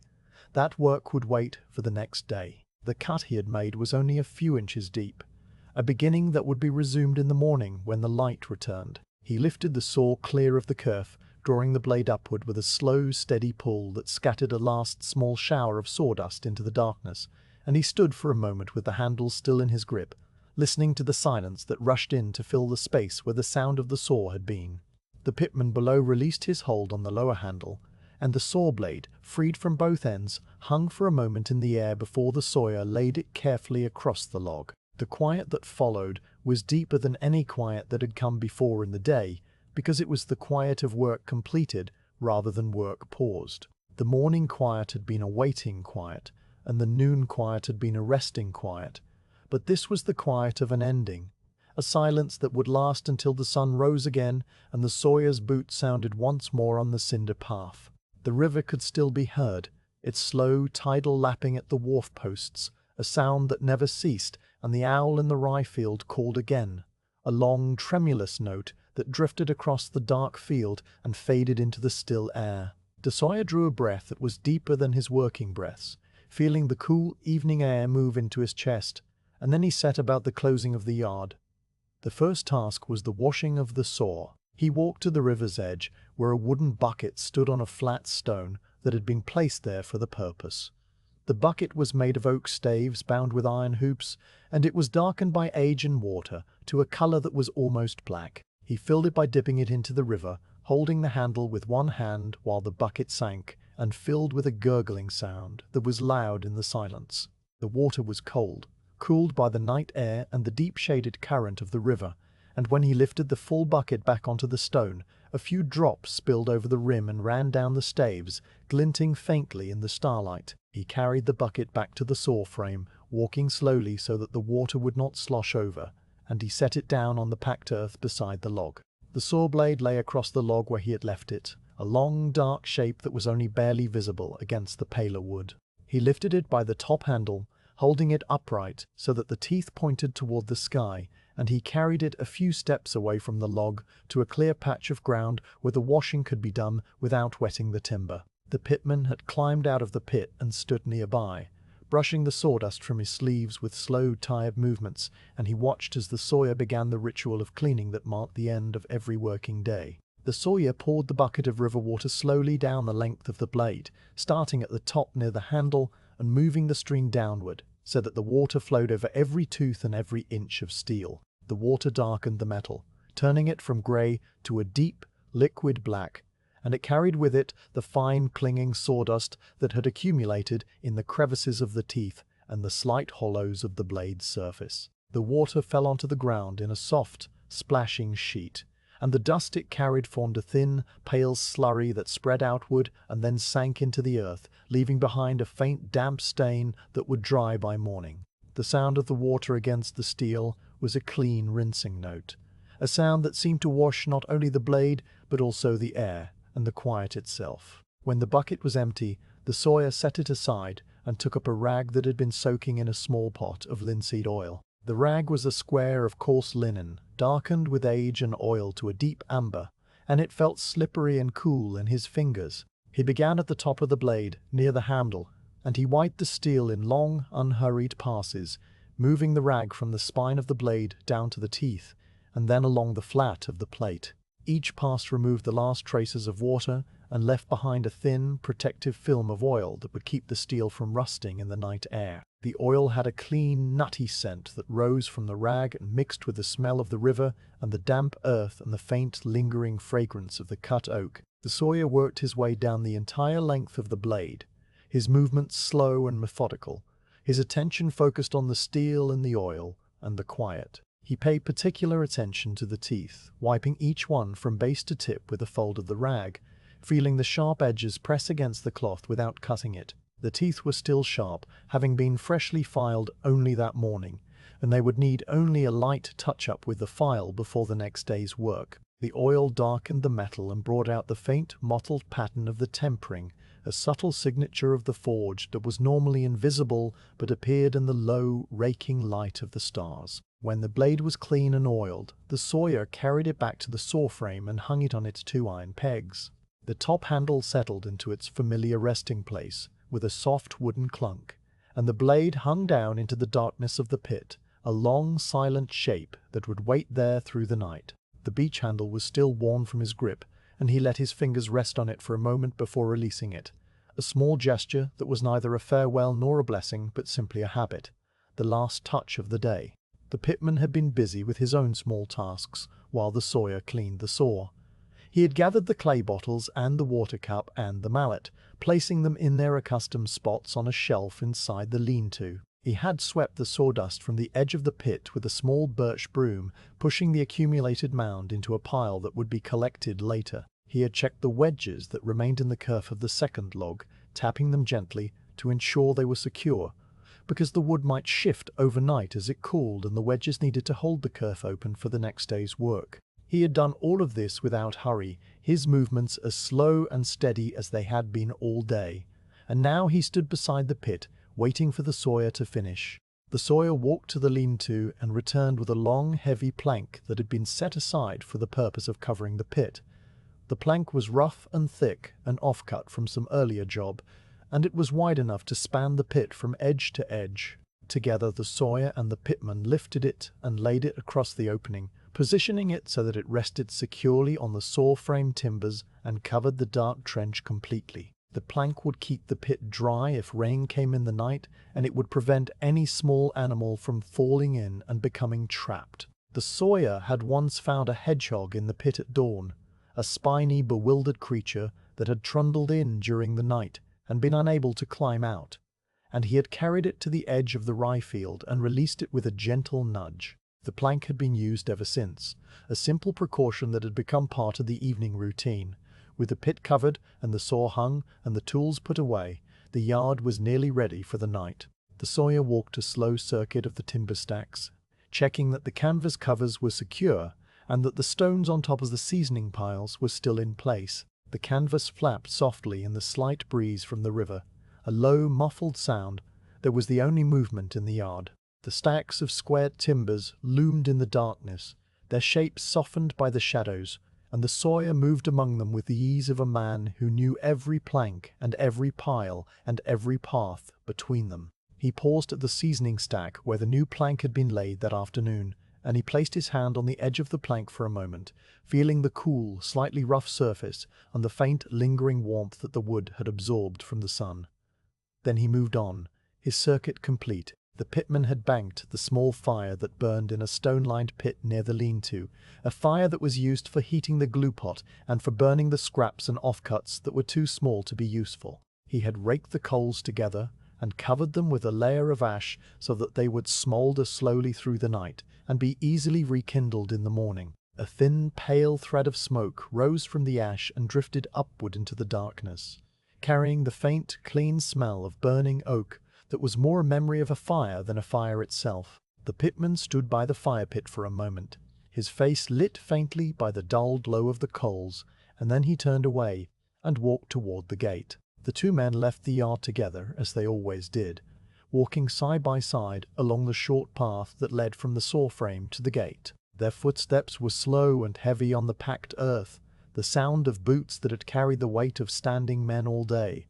At the gate, the pitman lifted the latch and pushed it open, and the two men passed through into the lane that ran beside the river. The Sawyer paused to close the gate behind them, lifting it slightly so that the leather hinges would not strain, and he dropped the latch into place with a soft, wooden clack.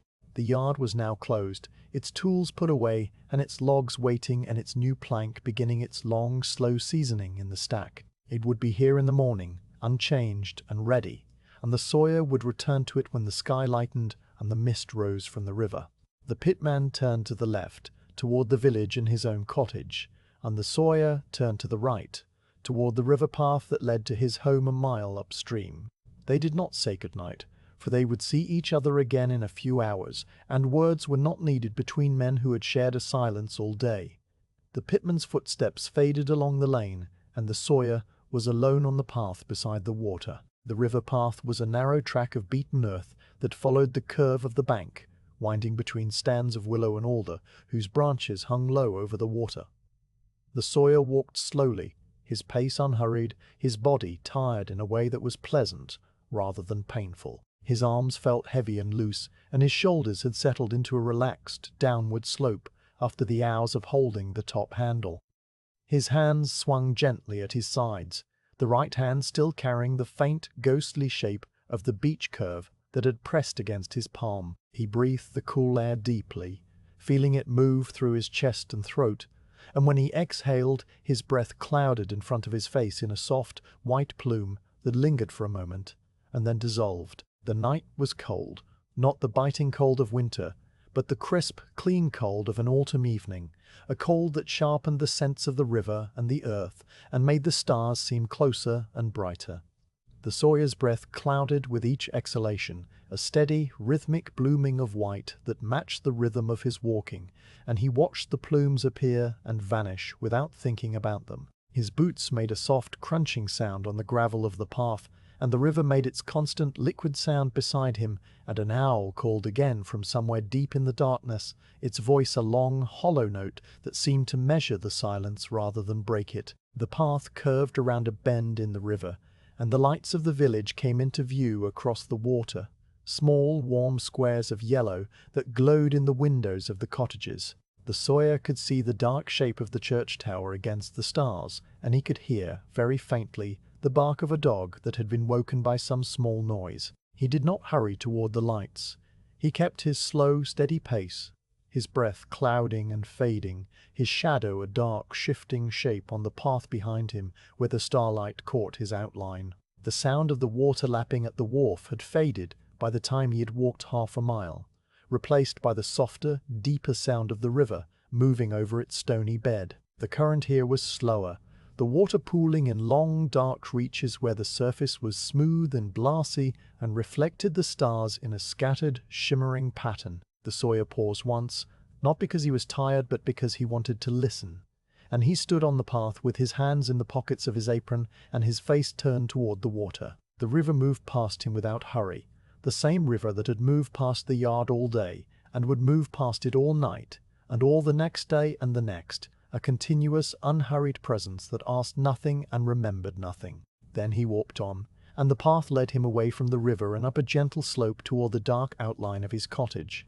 The cottage was small and low, built of the same oak and stone that filled the timber yard, and its windows were dark because there was no one there to light a lamp for him. He had lived alone for many years, and the silence of the cottage was as familiar to him as the silence of the yard. He opened the door, which was never locked, and stepped inside, and the warmth of the banked fire in the hearth rose to meet him, carrying the faint, smoky scent of peat. He closed the door behind him, and the yard and the river and the stars and the cold were shut out, and the day was over. Outside, the timber yard sat in its own quiet, the saw hanging from its pegs, and the pit covered with its plank, and the new plank resting on its stickers under the weight of the stone. The log on the saw frame held its thin, dark curve, a beginning that would be continued when the light returned. The river lapped at the wharf, and the owl called from the rye field, and the first of the morning's mist began to gather in the hollows of the ground. Everything was as it had been, and everything was waiting, and the sound of the water was the only sound that remained.